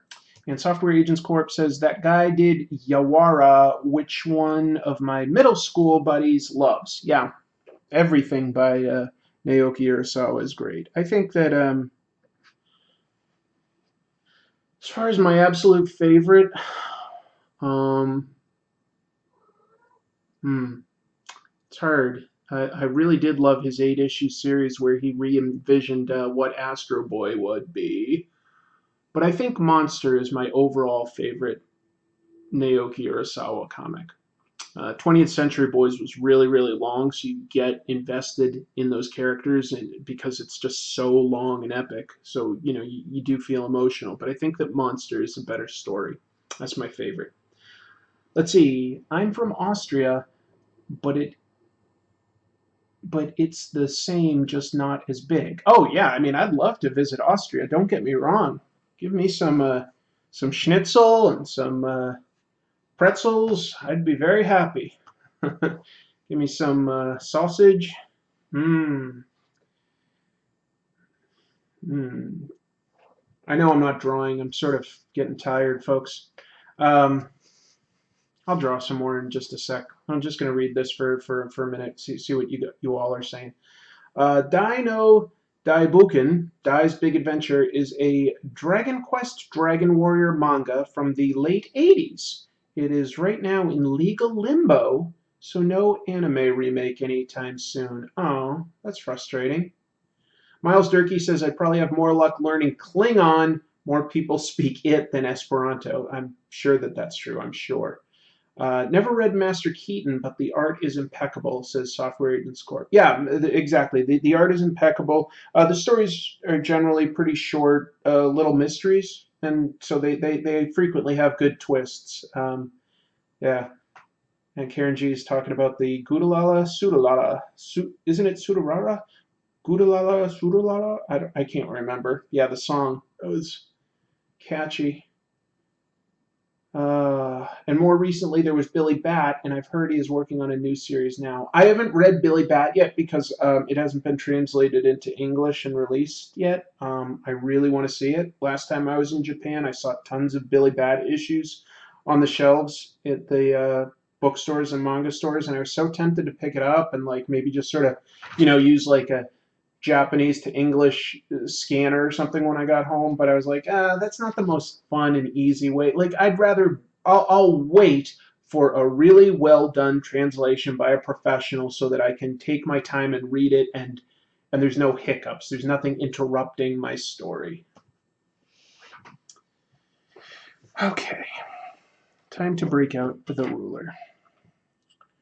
And I'm going to do some, some computer lines. That makes sense, right? Computer lines. Oh, supposed to pull.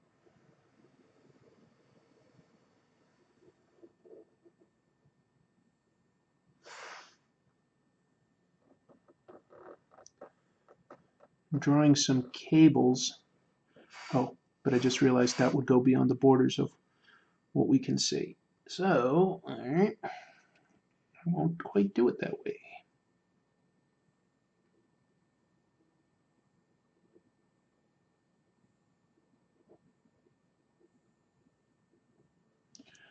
What else are people saying? I'm missing some things.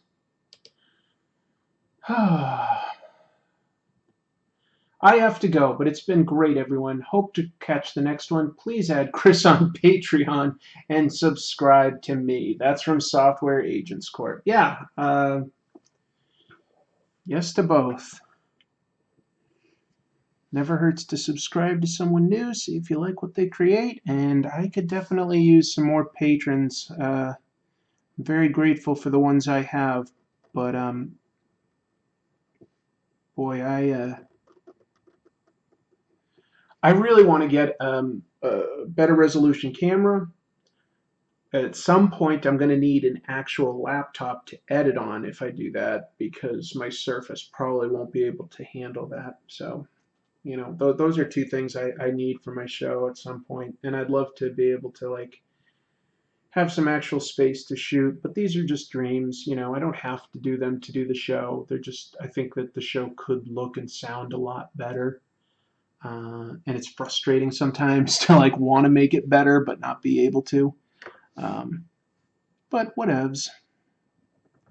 I also, you know, like just to buy the comics themselves to review, like, you know, I'm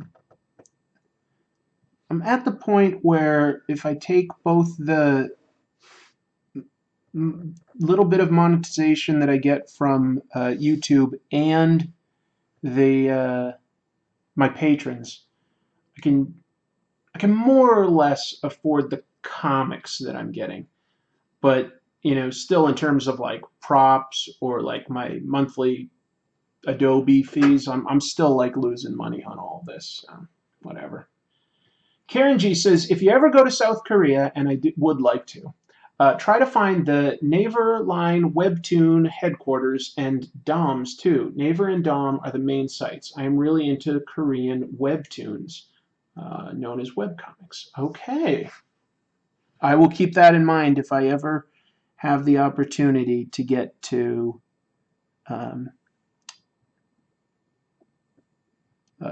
South Korea.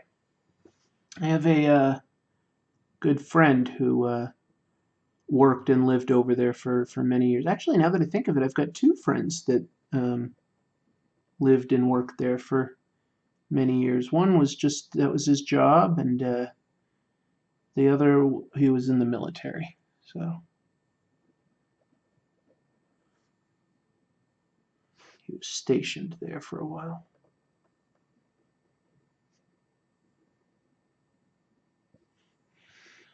Both of them talk about it with very fond memories, so that's nice. I'm just going to clean up some of the old pencil lines to help myself. It makes a funny sound.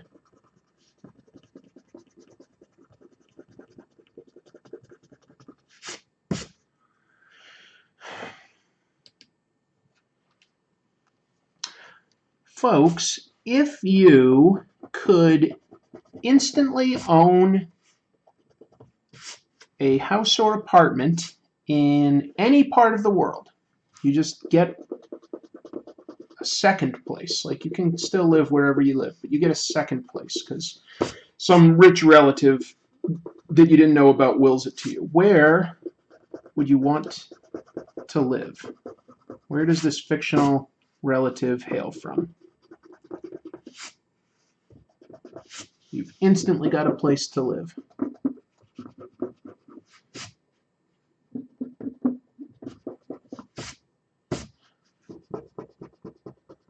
For me, I would probably choose Germany or Japan. And I would use that as sort of a base of operations to travel either Europe or Asia, see more of the world. That's what I would do.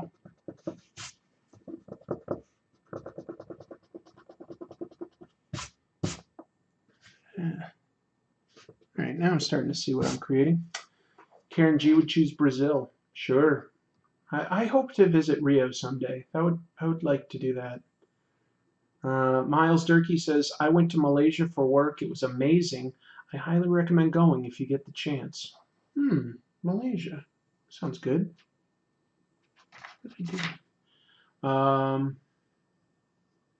Miles Durkee got an email from a Nigerian prince saying, "I have an inheritance." What a coincidence. Ah, congratulations. What are the odds? That's really nice. Karen G would choose a place in each continent. You know what? I might choose a place in Australia. Then I could go to New Zealand. I could visit all sorts of Asian countries. Like, it's a little closer, all things considered. I could take like a cruise to Antarctica. I would love to just be able to say, like, yeah, I went to Antarctica. Australia is tempting. Australia is a tempting idea. Miles says that Malaysia is the melting pot of Asia. That sounds good. Get a little bit of everything.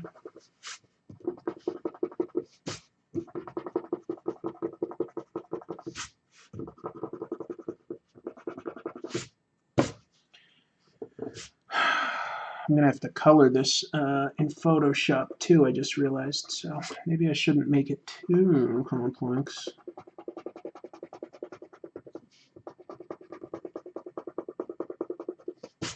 I don't know.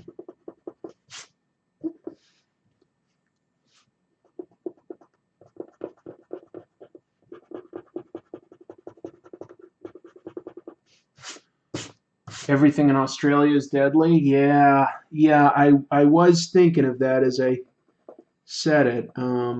They do have a lot of snakes and spiders and scorpions and stuff, but they seem to do all right. So I guess you just get used to knocking your boots before you put them on, right? Something like that.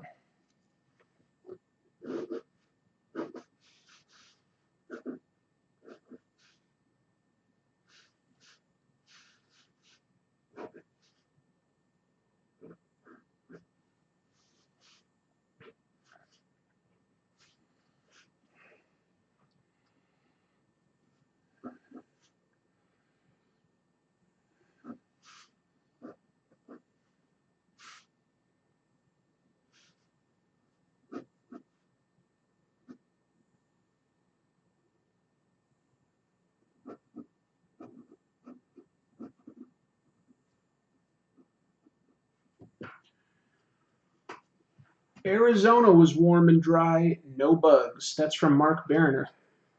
And Miles Durkee says, "That's not a knife, this is a knife."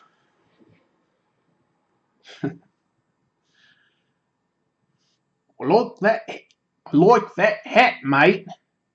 Hey, mate, I like that hat. I like that hat. I'm trying to do an Australian accent. Bear with me. Hey, mate, I like that hat. I like that hat, mate. What do you think? Did I perfect it? I might not have. It's possible that I'm just a weirdo. It's possible. Are there any good movies out to see right now? I have Movie Pass, so I can go see like just about anything, and I'm just not sure like what I should see. Been having trouble pulling the trigger on going to see anything lately. Whew. But I want to go to the movies. I like going to the movies. I keep pushing the brush instead of pulling it. It's going to be a hard instinct to fight. It's going to be very hard to fight.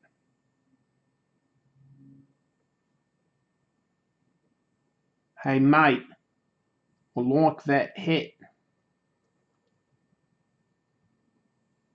You should give it to me. Hey, mate, give me your hat. Give it to me.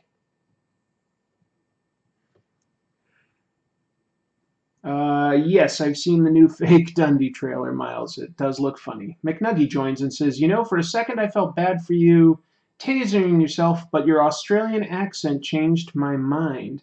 Oh, now you're glad that I tased myself because I can't do a good Australian accent. I'm trying. Hi, mate. Can't do it. Trying. My grandfather and his family was from not Australia, excuse me. They were from New Zealand. That's a pretty terrible thing to get wrong. Um, and I'd really love to visit, see what that's like. I think I could be very happy living in Australia. I think Australia looks amazing.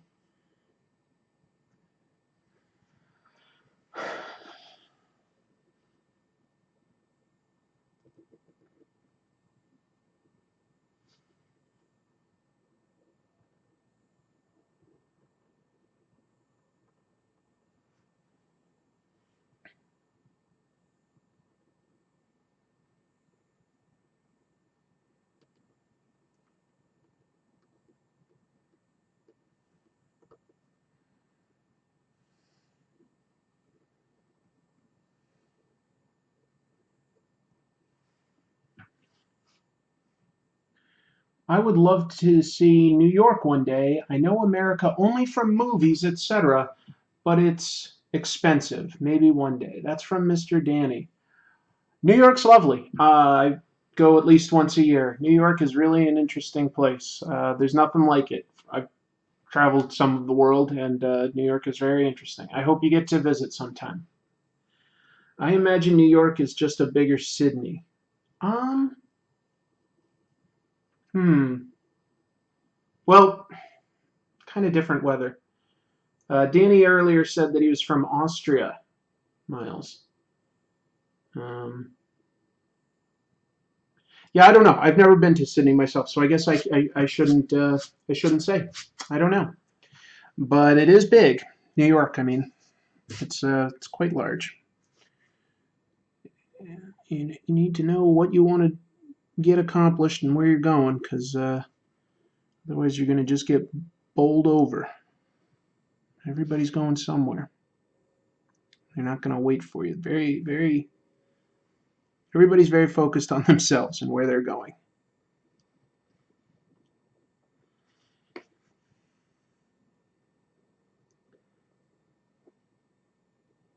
I would live in New York for a good job, but it isn't a place that I necessarily would just choose that I want to live. I mean, otherwise, I guess I could have by now. Um, but I do visit it frequently. I like visiting it.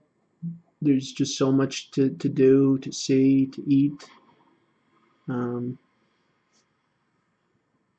there's always something going on. And I have family and friends that live there, so that's nice too.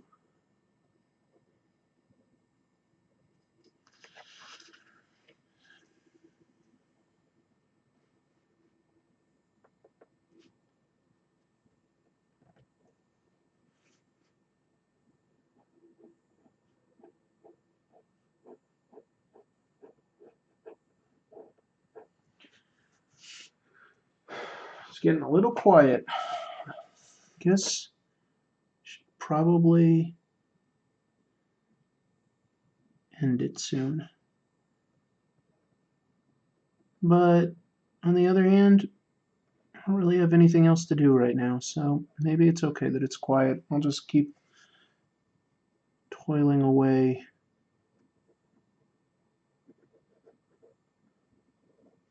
And if anyone wants to talk, then I win. Austin, Texas is the best city in the US, in my humble opinion. That's an interesting opinion, Miles. It definitely is an oasis of creativity and culture in a state that I don't really think is that amazing. But Austin itself, not bad.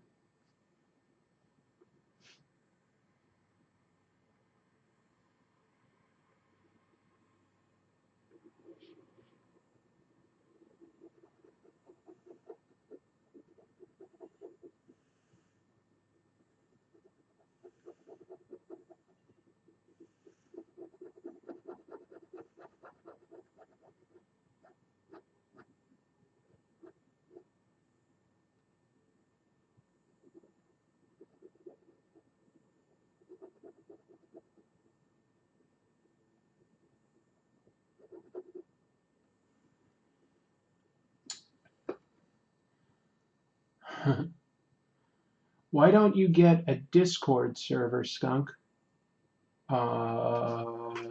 What's that? I'm sorry. What's a Discord server? Is that a chat room of some sort?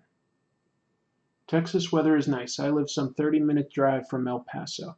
That's right. Yeah, Karen, you live pretty far to the north in Mexico, don't you?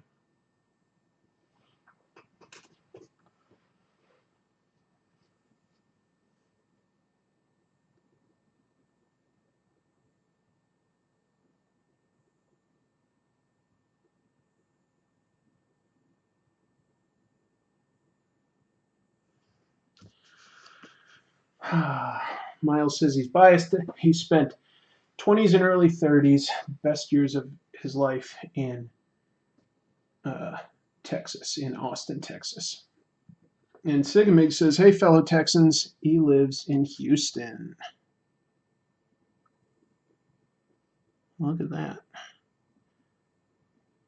You guys all live relatively close to one another.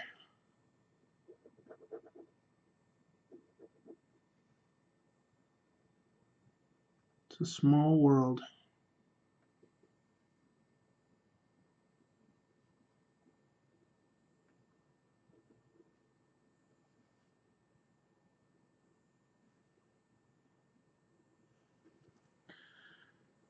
Looks like I have a lot of Texan fans. Well, that's good. I live. Karen says that she can't imagine living in a cold climate country like Canada. Well,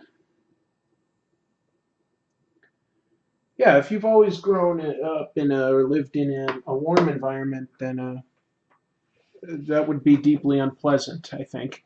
Um, but sometimes the cold is nice. I grew up in Massachusetts, and hey, kitty. Um, very, very cold winters, very, very hot summers. So I grew up being exposed to both extremes, and I generally prefer something a bit milder now.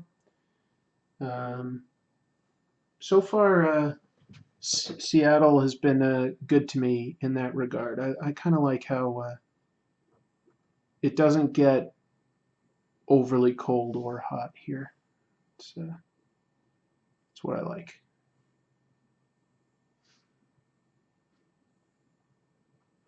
Come here, cat. Milo. Fickle creatures. Can never tell what they want.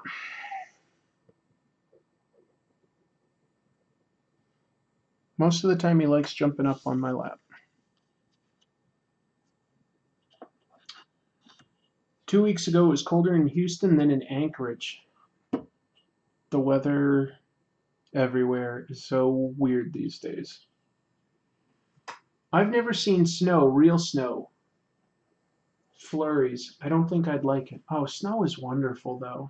I mean, it's not fun to shovel, but snow is wonderful. It's beautiful. It's fun to play in. It's fun to ski. Karen says Discord is great for voice chat. You could use it while you stream or when you aren't streaming. It might boost the level of engagement. Oh, all right. That does sound fun. I'll look into it. Thanks, Karen. Appreciate the suggestion. I'm always trying to look for ways to engage with folks, so I appreciate that. That's great.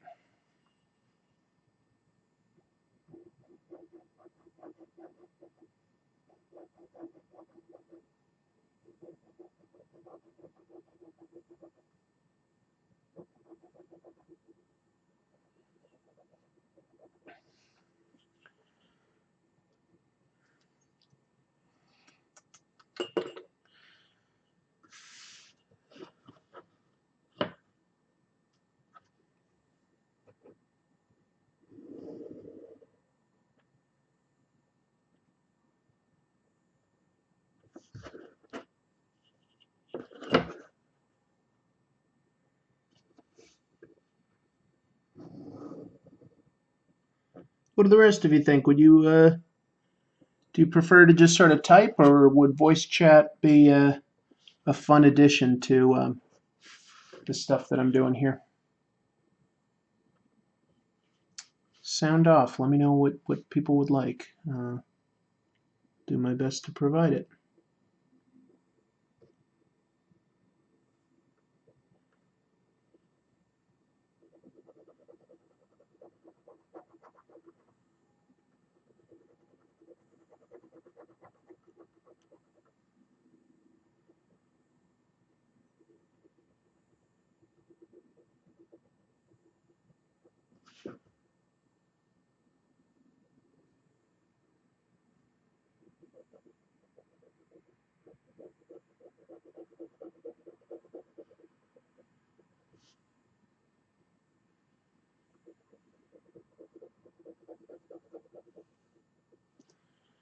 Okay, some other questions. Shoveling my way to my car seems weird. It's not fun, I'll tell you that, Miles.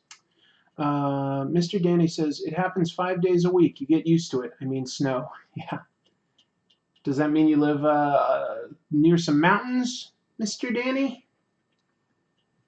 McNuggy says, I like typing. Voice chat with too many people can get pretty hectic. Well, that's a good point. That's fair. Mark Berner says it'd be cool to put voices to names. So maybe it's something that I could do like when I have kind of late night streams when there's only maybe like, 10 or so folks. And if I do it more in the afternoon when it's more like 40 or so, maybe then I just leave it to type chat. Something like that. I'll think about it.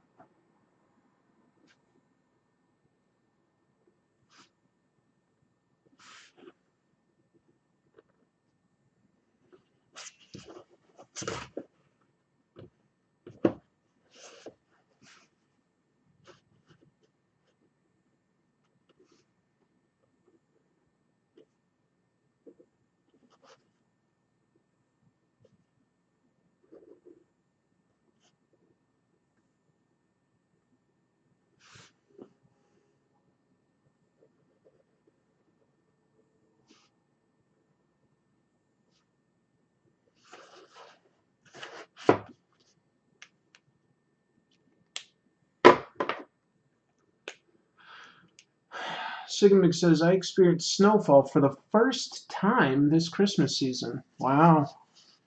I I got to go back to Massachusetts during the Christmas season to visit my family. And when I arrived in Boston, I had to drive what would normally be about 45 minutes to the south. Took more like 3 hours, maybe a little longer, because I was driving in complete whiteout blizzard conditions. We could only see about 20 feet in front of us. Uh, it was pretty intense.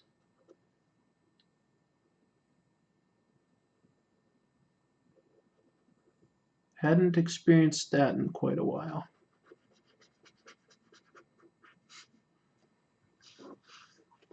Mr. Danny lives in Salzburg. It's surrounded by mountains. It's close to the Bavarian border. The next big city would be Munich. Ah, that sounds wonderful to me. I bet it's beautiful there. It has to be. It has to be beautiful, right? Karen says the area where I live gets maybe 1 or 2 days of snow each year, some 3 to 5 inches maximum. Yeah. How much rain do you get, Karen? Is it rainy at all, or is it pretty dry most of the year? I tend to associate that area with being fairly dry, not a lot of rain, but maybe I'm wrong.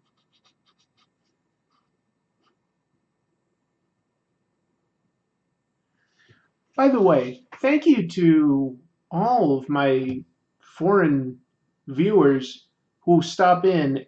I can't speak your language. You all seem to understand everything I'm saying in English. It's amazing. I'm spoiled. It's wonderful. It's wonderful that I can speak my native tongue and speak to all sorts of people around the globe. It's a privilege, and I really do appreciate getting to hear from all of you and hear what it's like where you are and what's popular there. What are your favorite? What are the popular comics, Mr. Danny, in Austria? What are some of the popular comics in that area that you can find in stores? I know I've talked to Karen about this before, but I've never heard what kind of comics are popular in the Austria region.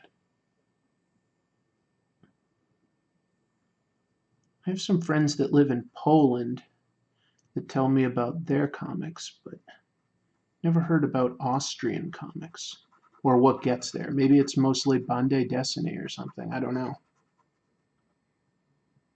Belgian comics? Imports from America? I don't know. Oh, let's see. Karen says, I've been to Denver a few times. I've heard that one of the downsides of snow is the traffic accidents it causes. Well, sure, it can. It depends. You know, like in areas where it snows a lot, you don't get that many accidents proportionally because people are used to driving carefully. But sure, that's definitely a risk. Snow is very slippery. What else do we have going on in the chat? McNuggy says, my city in Australia got some snow, but it melted the moment it hit the ground. That stuff frustrates me. I'm like, if you're going to snow, the least you could do is gather and let me, build some snowballs and snowmen. The least you could do. I thought that I was starting to nail that accent. You don't think so, McNuggy? I was doing a bad Australian accent? I was trying. Miles Durkee says, the section you were working on looks great. The cables bring it alive. Weird to say, but that quadrant of your drawing is awesome. It is speaking to me. Yeah, thanks. I'm just trying to draw some mainframes, so some computer mainframes, and trying to just sort of keep it simple as well. Like, I'm not trying to do a lot of detail because this will ultimately be kind of shrunk down for YouTube. And I want this guy to stand out the most. So I'll also work on that with coloring. I'll have some pretty vibrant colors on this character, and the backgrounds will all be kind of muted colors, like it won't be too bright. Mr. Danny says, I guess the same stuff. He's talking about what comics are popular in Austria. DC and Marvel stuff. I mean, we don't get comic shops, at least not in Salzburg, so the internet is your friend. Okay, so you read a lot of digital comics. Gotcha. Interesting. Miles says, if there's ice in Texas, the state shuts down. Yeah, well, I used to live in New Orleans, so I know what it's like in the South. If they get ice, everything just closes down. Everybody panics. Nobody knows what to do. It's like, it'll melt, folks. Just be patient. Just a little bit of cold weather. You're gonna be fine. That said, when you grow up in New England, the Massachusetts and that, everybody has insulated pipes because every winter is cold. Yeah, makes sense. In New Orleans, it doesn't freeze a lot. It does, so nobody has insulated pipes. So what you end up having to do in the winter is leave your sink on a trickle so that there's constantly water moving. Otherwise, your pipes can freeze up. It's pretty annoying, to be honest. It's awful. Get with the times. Insulate your pipes. Miles has never built a snowman. McNuggy says the accent was very Americanized. I know, I know. I've never really tried to do an Australian accent. I grew up. My parents always took me to church on Sunday, and our reverend happened to be from Australia. So I grew up exposed to a really thick Australian accent all the time, and I always found it fascinating. And I've never really been able to hone in on how to do one properly. I don't have much of an accent myself, and I can't fake an accent. I want to be able to. I want to be a master of accents, but not yet. Like that hat, mate. I want you to give it to me.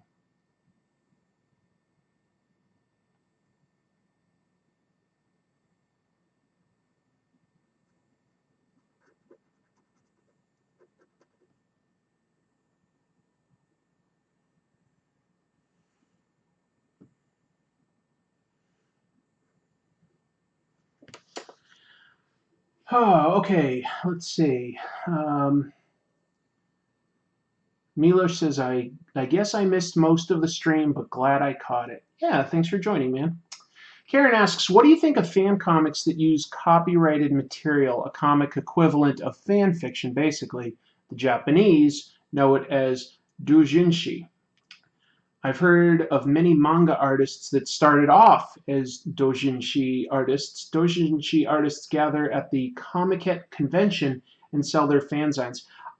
Yeah, that's very different than in America. Like in Japan, there are actual stores that will specialize in fan created manga, but here, everybody protects their their copyrights so strongly that I feel like it's not really respected on the same level. It's not really considered a way to break into the industry by doing like fan fiction. I think it's a good way to practice for sure, but it's not really something that you can easily publish and find an audience for in America. So it's not really a way to break in. You gotta create your own thing. Mark Berner says my Scottish accent by Sean Connery was on point. Well, that's very kind of you. McNuggy says Australian accents are difficult to nail down, I think. People tend to make them sound between an English and a New Zealand accent. Ah, oh, that's interesting. Yeah, I'd have to hear I'd have to have sort of a voice coach go over with me how you pronounce various vowels and combinations of uh, certain words so that I could get it right. Because I could repeat like a single word that I hear like Chris Hemsworth say, but that's not really a way to master an accent.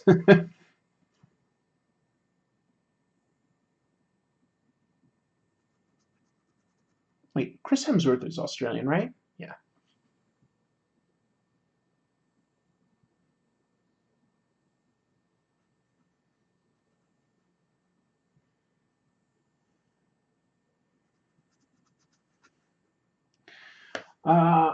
Even though it is copyrighted, the copyright holders allow it because it promotes creativity. Yeah, they do in Japan and certain. Well, there's something like that, but it's not the same as it used to be. Paramount used to be pretty liberal with allowing a lot of Star Trek fans to create Star Trek fan films and fan fiction written and stuff. In fact, if you go back to the days of like the TV show Next Generation and Deep Space Nine, they used to accept script submissions from people that didn't have an agent. You could just write a fan script and submit it, and they would sometimes accept those and use them. That's amazing. Like no TV show does that anymore. Can you imagine like what a way to break in? Like you just write a script for your favorite show and they're like, "Yeah, we'll buy it. Wow. These days you have to write a spec script, like write a script for a show, and it has to be so good that it wins over an agent, and then an agent will like submit that to a similar type of show, and they'll go, yeah, this is good enough that we'll give you a try. Like, it's such a longer process to try to break in as a TV writer.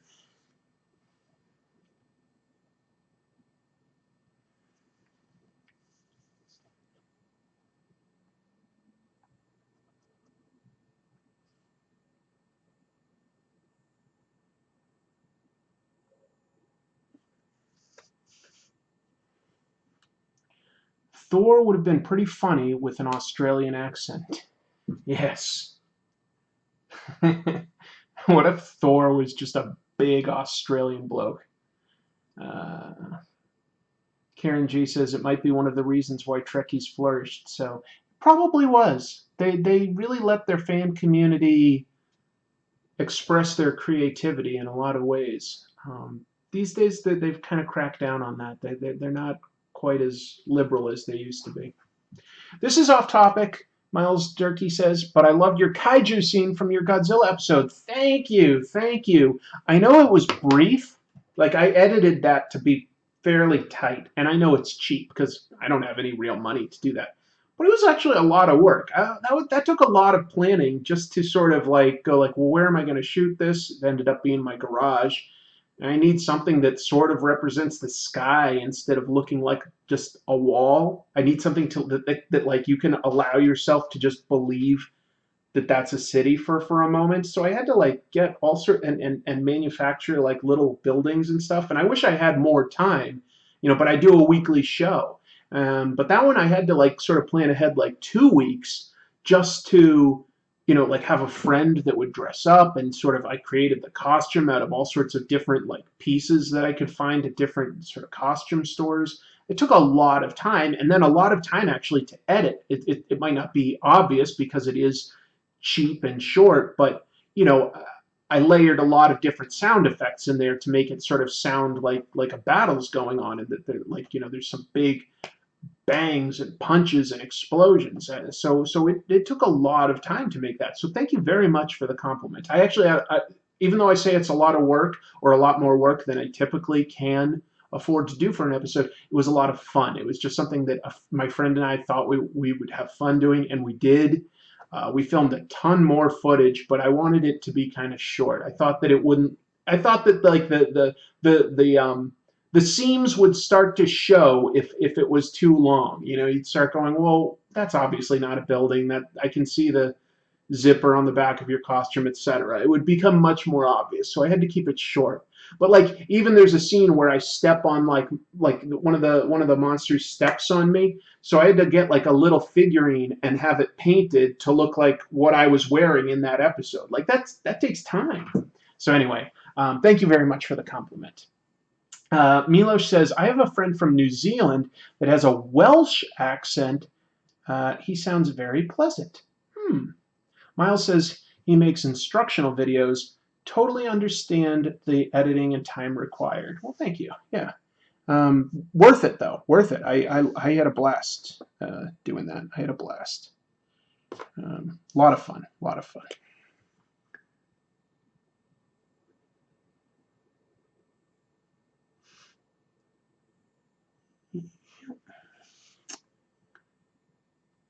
Yeah, I'm very glad that I did that.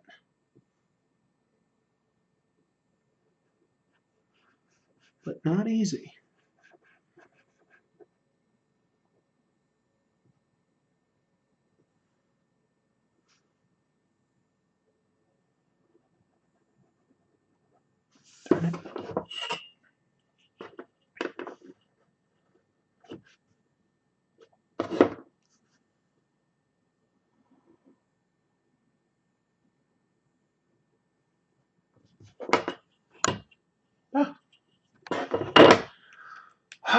Let's see. Miles says he laughed when I stepped on myself. Thank you.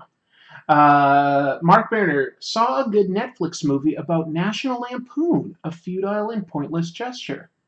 I would love to read about like that, or watch that. Thanks for the heads up. Didn't know that was out. I'll look for it shortly. I might watch that tonight.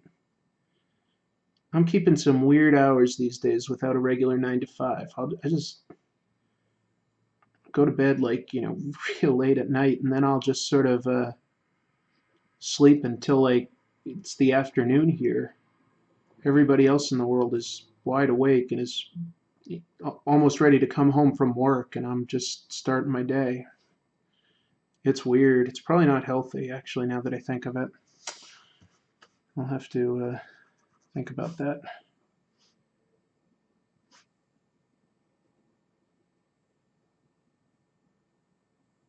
So maybe I'll watch that tonight, though.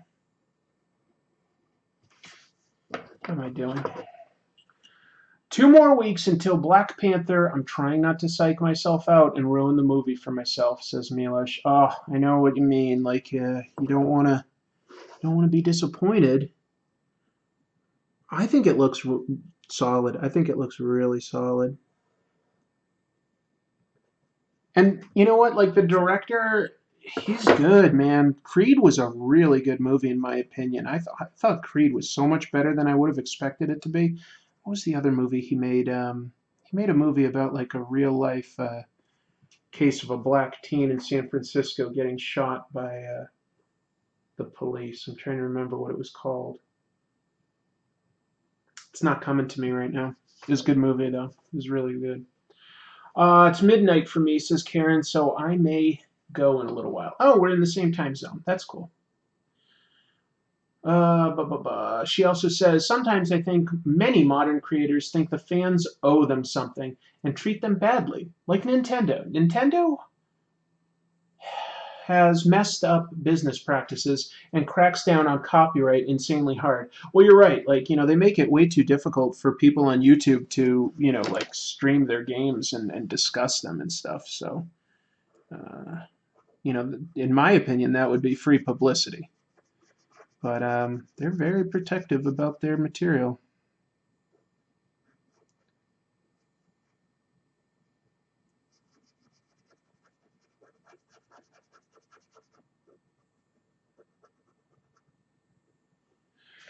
Um, Fruitvale Station. Thank you, Mark L. Dude. Fruitvale Station is a very good movie. Yeah, Milosh pointed that out too. Thank you.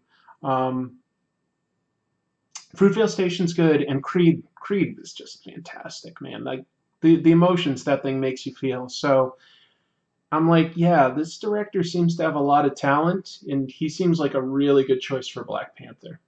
We'll see. McNuggy says, I heard Nintendo was very strict with how Bowser was portrayed in Wreck-It Ralph. Yeah, I read about that actually. They were like, well, Bowser is supposed to be, like a giant. He's so big. He has to be bigger than all the other characters. And they were like, Disney's like, well, in our movie, he has to be the same size basically as everybody else. And like they were like, right. But they tried to fight and like make him a bigger character than everybody else. Come on. Come on now.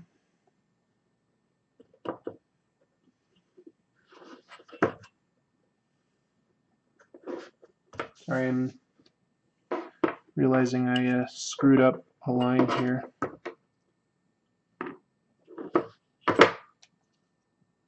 But that's why we have pencils.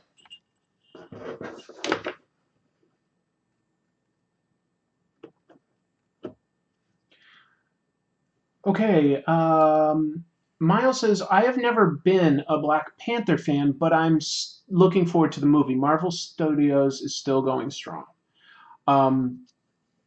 There are some really good Black Panther stories out there. I recommend Christopher Priest's run. Yeah, it's good. I love your Spawn episode. Took me back to the 90s when I got into comics. Thank you, Mr. Danny. Thank you so much. I wish I knew how to say thank you in German or Austrian. I don't. I'm sorry.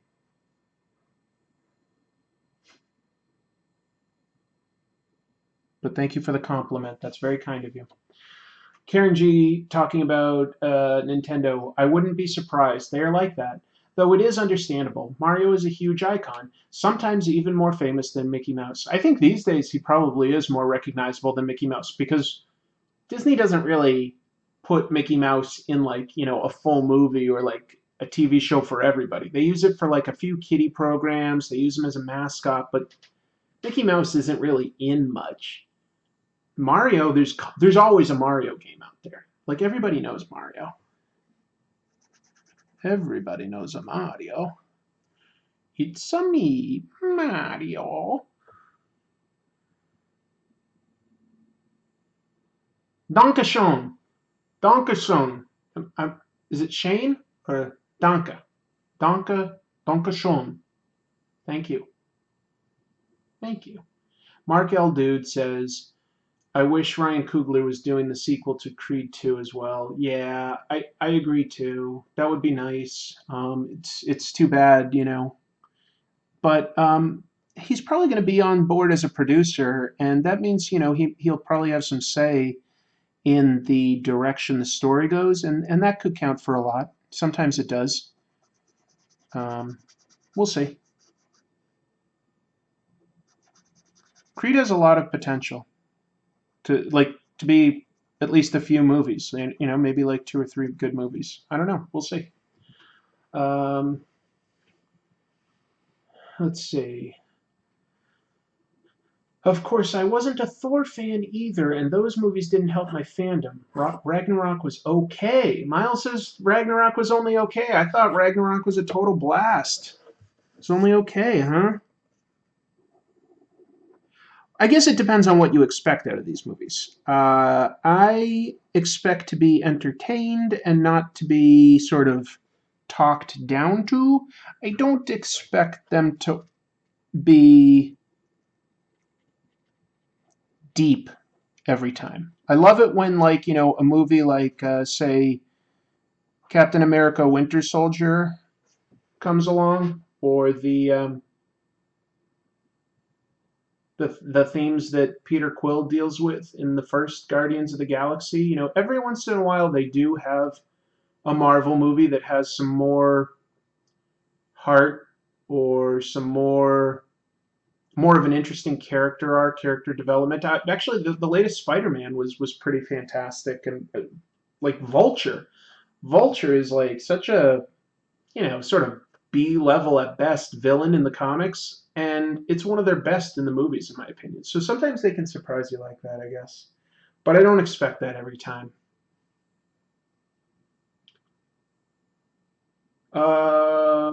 Mark L. Dude says, "What are your thoughts on Valiant being acquired, and are you a fan of anything of theirs?" Yeah, I don't think that Valiant will change that much, to be honest. Being acquired by anybody. Am I a fan of anything of theirs? Fan might be overstating it. I my friend Rafer writes for them. He's currently on Harbinger, I guess, and before that he did Archer and Armstrong. So I follow along, and I think he's doing some really fun and interesting stuff. I think that Valiant has some good artists, some cool ideas. In general, you know, I'm, I'm not too excited by what Valiant puts out, I guess, but it's all right. It's not bad. I don't think it's bad. Slime Beharit joins us and says, "You're ignoring all the subliminal messages put into all Pixar, Disney, Marvel movies. It's the only way to explain how all children always seem to know who Mickey is." And then the tinfoil slips off of his head.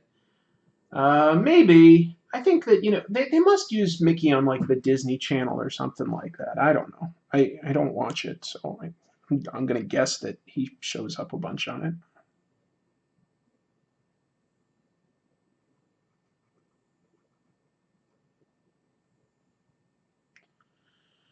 They have to keep the copyright active somehow, right?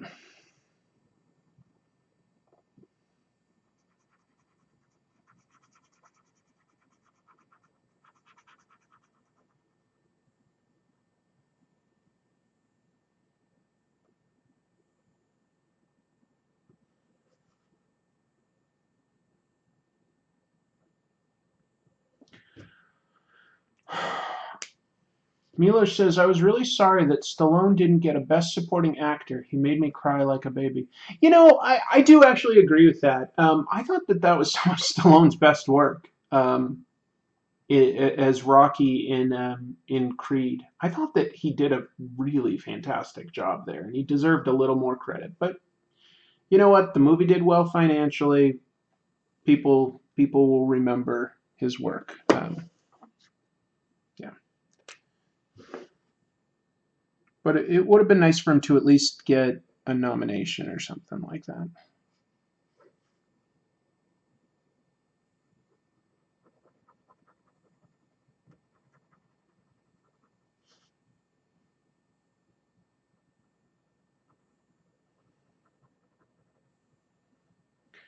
Uh,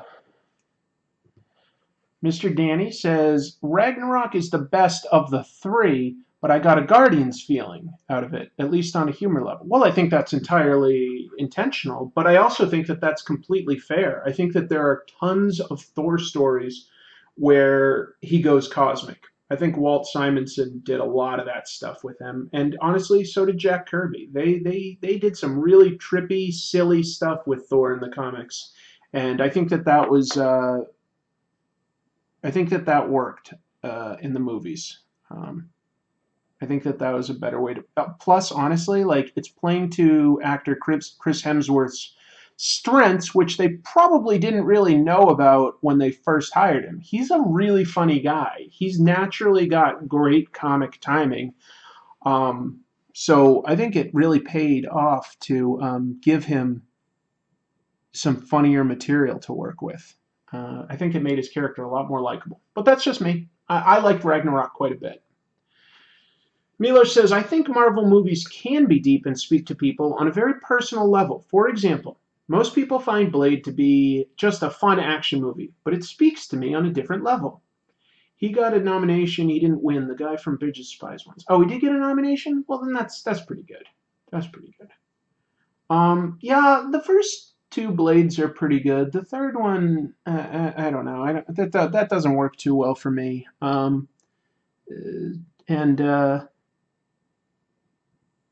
I and Blade 2 doesn't hold up as well as I thought it did. I saw it again recently, and I was like, well, this might be my least favorite Guillermo del Toro movie. I thought that when I first saw it, it was my favorite of the Blade movies. It's still pretty fun, but some of the special effects are pretty bad. Takes me out of the movie. Um, but I do like Ron Perlman in it. He's a pretty good addition. I'm glad they brought Whistler back in a big way for it. Christopher. Wait, what's his name? Christopherson. Chris Christopherson. He was really good in it.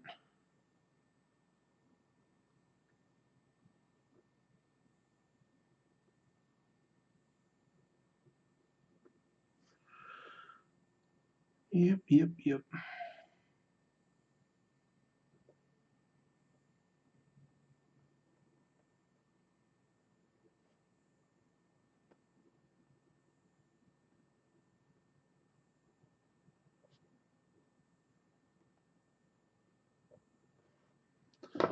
All right, sorry, I wasn't looking for a minute. I'd love to see a new Blade movie, though.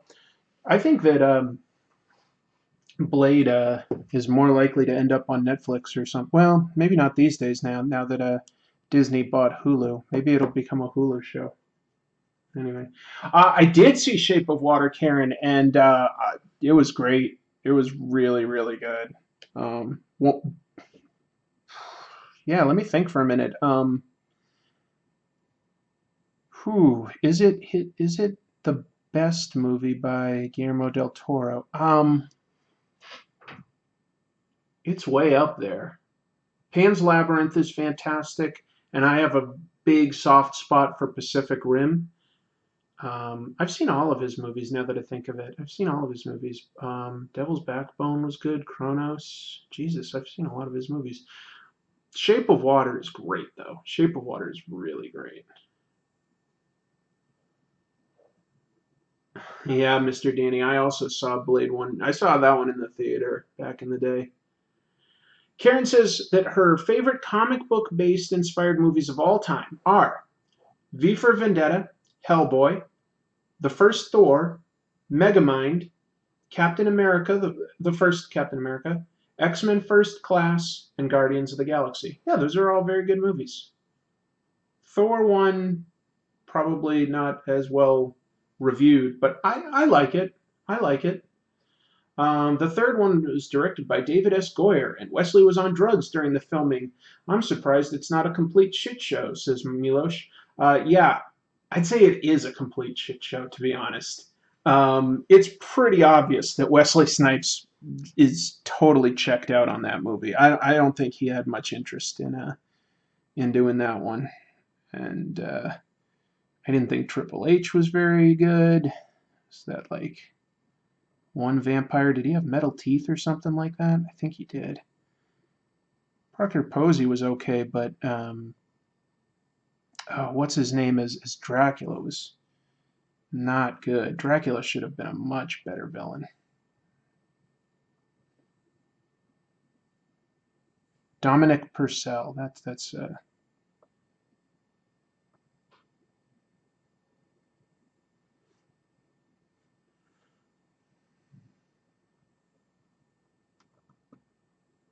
yeah. Patton Oswalt has some really funny stories from the set of that movie.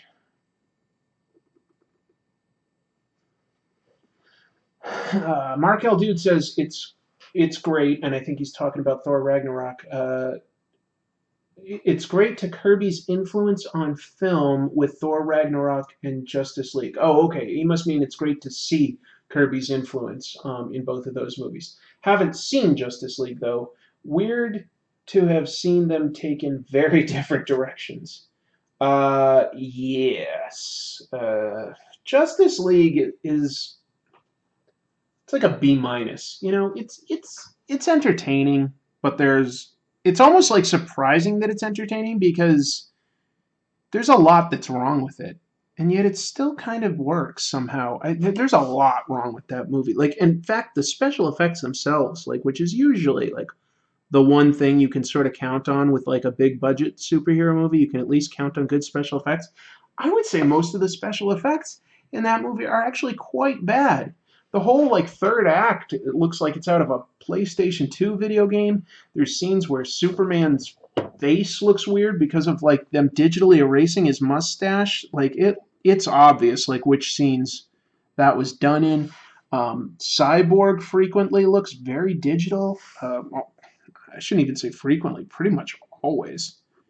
It's like, thank God they put him in a hoodie for some scenes because he looks terrible. But, and also the villain is just bland as bland can be. But, it's still kind of fun. These pens are dying on me. What do I have left? What do I have left for pens? Maybe this one.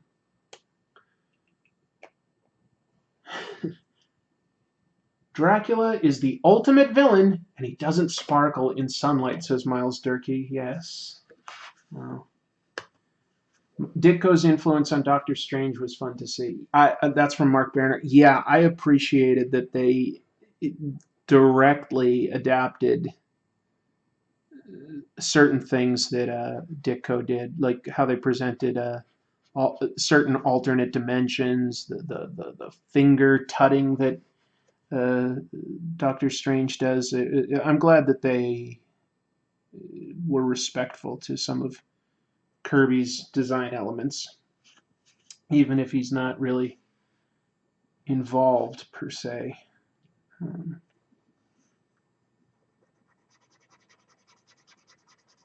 Kirby is a strange character. I'll have to do an episode on him someday. You know, he's still making comics out of a studio in Manhattan. Mr. A. He's a pretty old guy, but he still is making comics. He just doesn't want to give interviews or talk to anybody.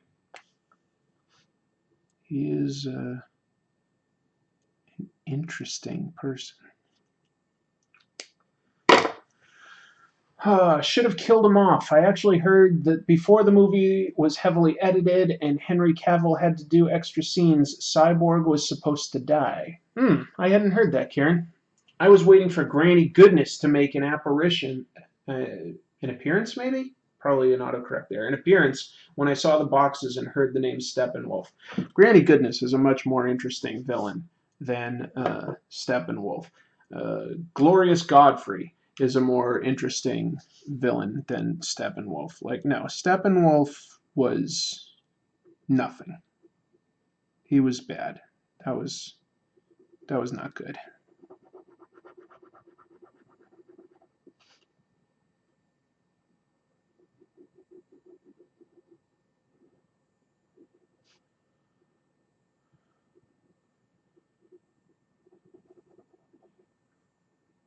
Steppenwolf. That's like the least developed of any of the new gods, probably.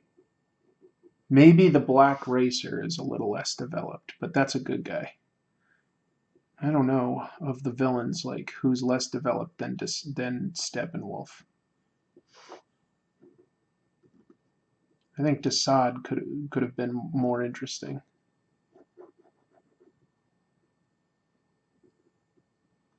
Bad, bad, bad, bad. Oh well. Oh, Karen, I thought it was an autocorrect. Like your English is fantastic.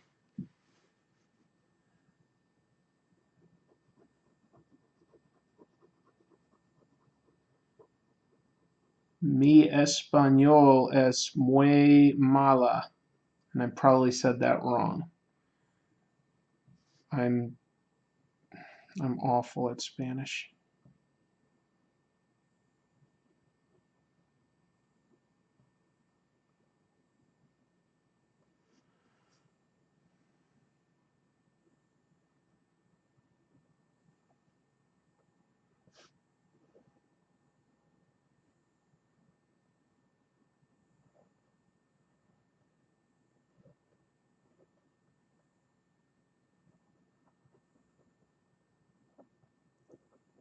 I'm actually starting to get kind of tired.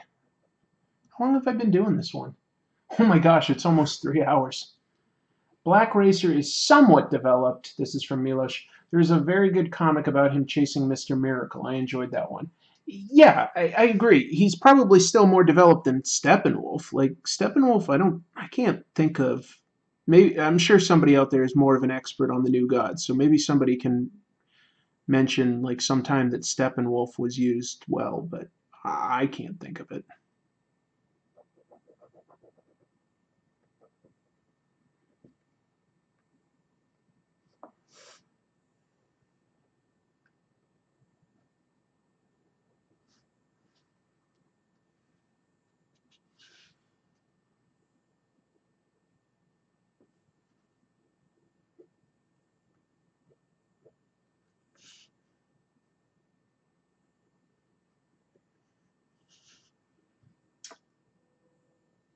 Why did I stop learning?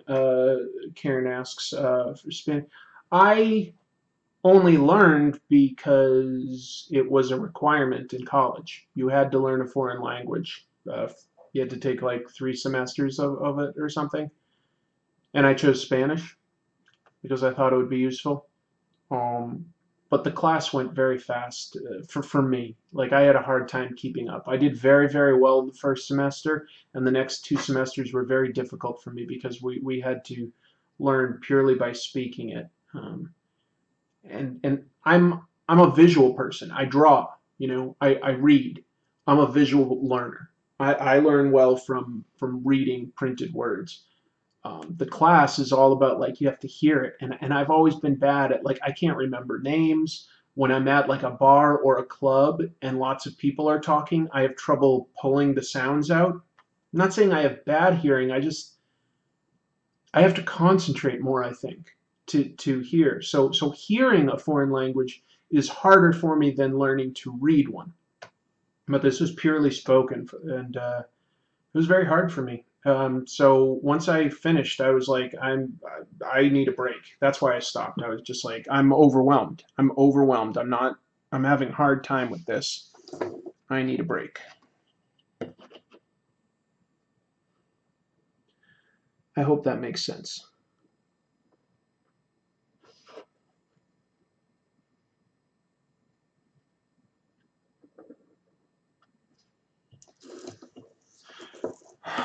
Slime Beharit says that sounds like me in my third semester of Japanese. Hmm. Foreign languages are, or any language really, because you could include like mathematics or computer programming. Like languages, I think are tricky. That said, for some people are better at it, and unfortunately, that's not one of my strengths. I wish it was. I would love to be able to speak lots of different languages and speak to people when I go abroad, speak conversationally. I would love that. So, it is something I want to be better at. Um, Maybe someday I'll take some more Spanish classes. And like I say, I also want to learn Japanese. But it's hard for me. I find it very difficult. I wish I didn't.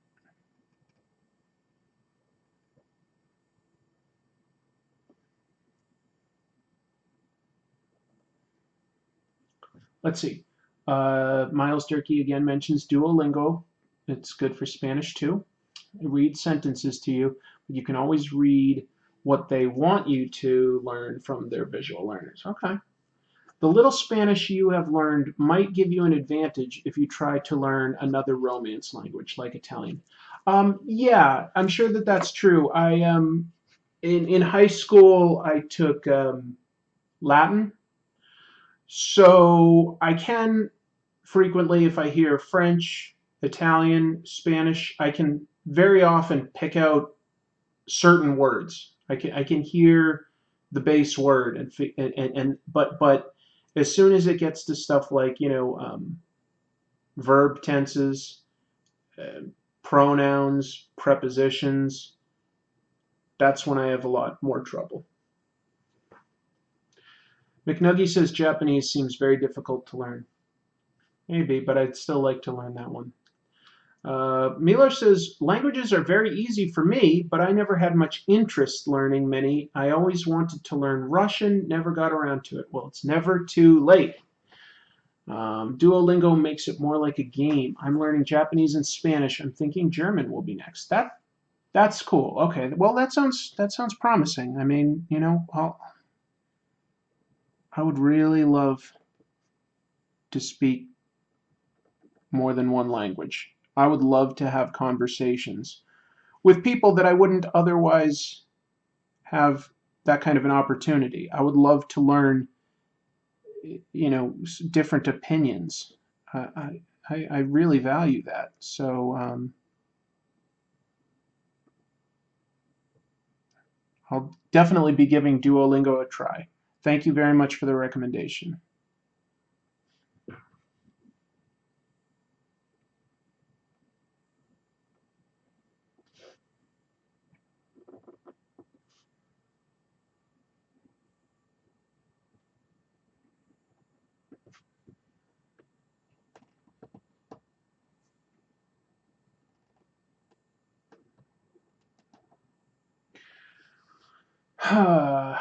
Miles says Japanese is very structured, a little easier to learn the sentence structure than some other languages.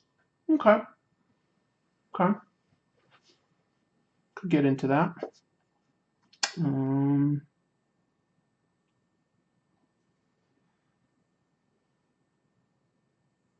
I'm tempted to just put this whole background in black, but I think I'll actually take care of that background detail in my coloring stage, and I'll add some sort of metallic structure, and this will just be some closed mainframes, and this one is open.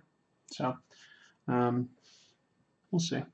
I think I've got my take on it.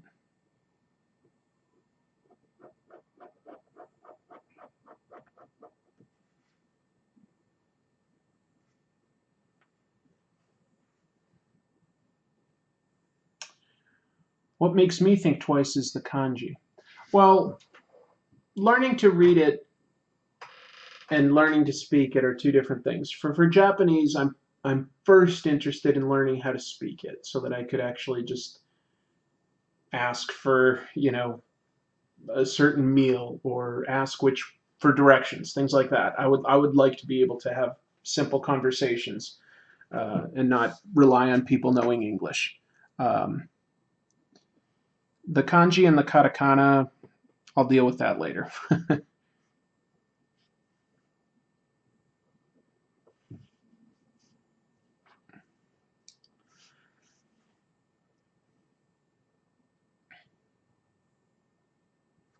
You know, I'm actually not too displeased with this, at least so far. I think that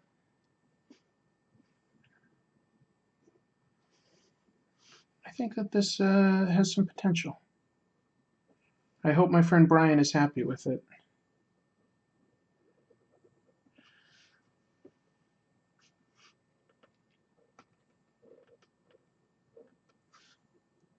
So again, like for those who joined a little later, I'm actually drawing this for another YouTube channel. It's called Hooded Cobra Commander 788, and he reviews GI Joe figures, which I grew up with, and I don't have them anymore. I don't have any of mine, but I still have a big fondness for them because I grew up with them and I really liked them as a kid. So yeah, I'm drawing this for his channel, and it's a pretty entertaining channel. He does some funny stuff, and he does some good like education on each figure and vehicle that he reviews. I recommend it as all. So hope you give that some consideration.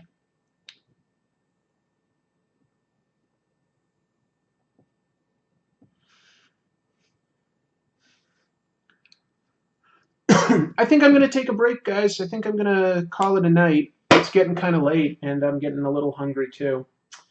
That's looking great so far, Chris. Thank you, Mark L. Dude. Let me move it over here so that's a little more centered. Um, if you feel like it, friend me on Duolingo. Oh, interesting. I have a friend badge that I haven't been able to get. People around me aren't interested in it. Well, I appreciate the recommendation. I'll definitely give it a try, see if I can learn something from it. I don't ever want to stop learning. Do something here real quick. I'm going to try to boop. Yeah, there. Now you can sort of see it a bit more. So, yeah, it'll sort of be this much, and I still got to color it. So I'm going to scan this, touch it up, do some coloring, and eventually you'll see it on the Hooded Cobra Commander 788 channel, probably like mid to late February, somewhere around there, just guessing. Let's see. Oh, we got a new person that joined, Danavision. First, I learned Swedish and Finnish, and then later English and German during my childhood. Oh, it's Daniel. Daniel is a great follower of my channel. He always tweets a link to his followers when a new episode is up. I appreciate that. And he makes some comic books himself. Daniel, do you want to give a quick plug? Like, where can people find your comics? Should they look for you on Twitter, or do you have a website that you want to plug? Um, please feel free to type it, and I'll read it if you type it. But feel free to plug it. You always do so much for me, and I appreciate it. McNuggy, thank you for joining me. Appreciate it. I really do. Some great conversation tonight. Good night, Karen. Bon appetit. And until next time. Karen, thank you so much. You always add to the conversation. Appreciate it. I appreciate everybody being here tonight. Miles, Mark L. Dude, Godzilla Mendoza, AT. I know I'm not mentioning everybody because some people may have left by now, but I'm really, I had a good time tonight talking to everybody. And how did I move that? There we go. Good night, Milos. Thank you for coming by. You guys are wonderful. Yeah. Let me see. I'm gonna just clean some of this up, but I'm gonna take off in just a sec. And I've had a really great time talking to everybody tonight. It's been a blast. Thank you for the shout out. Of course, happy to shout out for anybody. I mean, if anybody wants to plug anything, go for it. Now's the time. If you've got any art or creative project you want people to check out, if you've got a YouTube channel or something like that that you want us to take a look at, go ahead and mention it.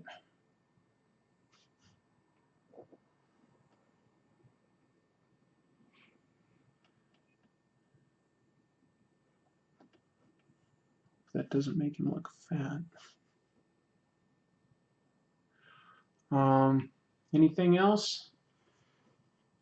Daniel, you gonna plug anything? Let me figure out something here. Oh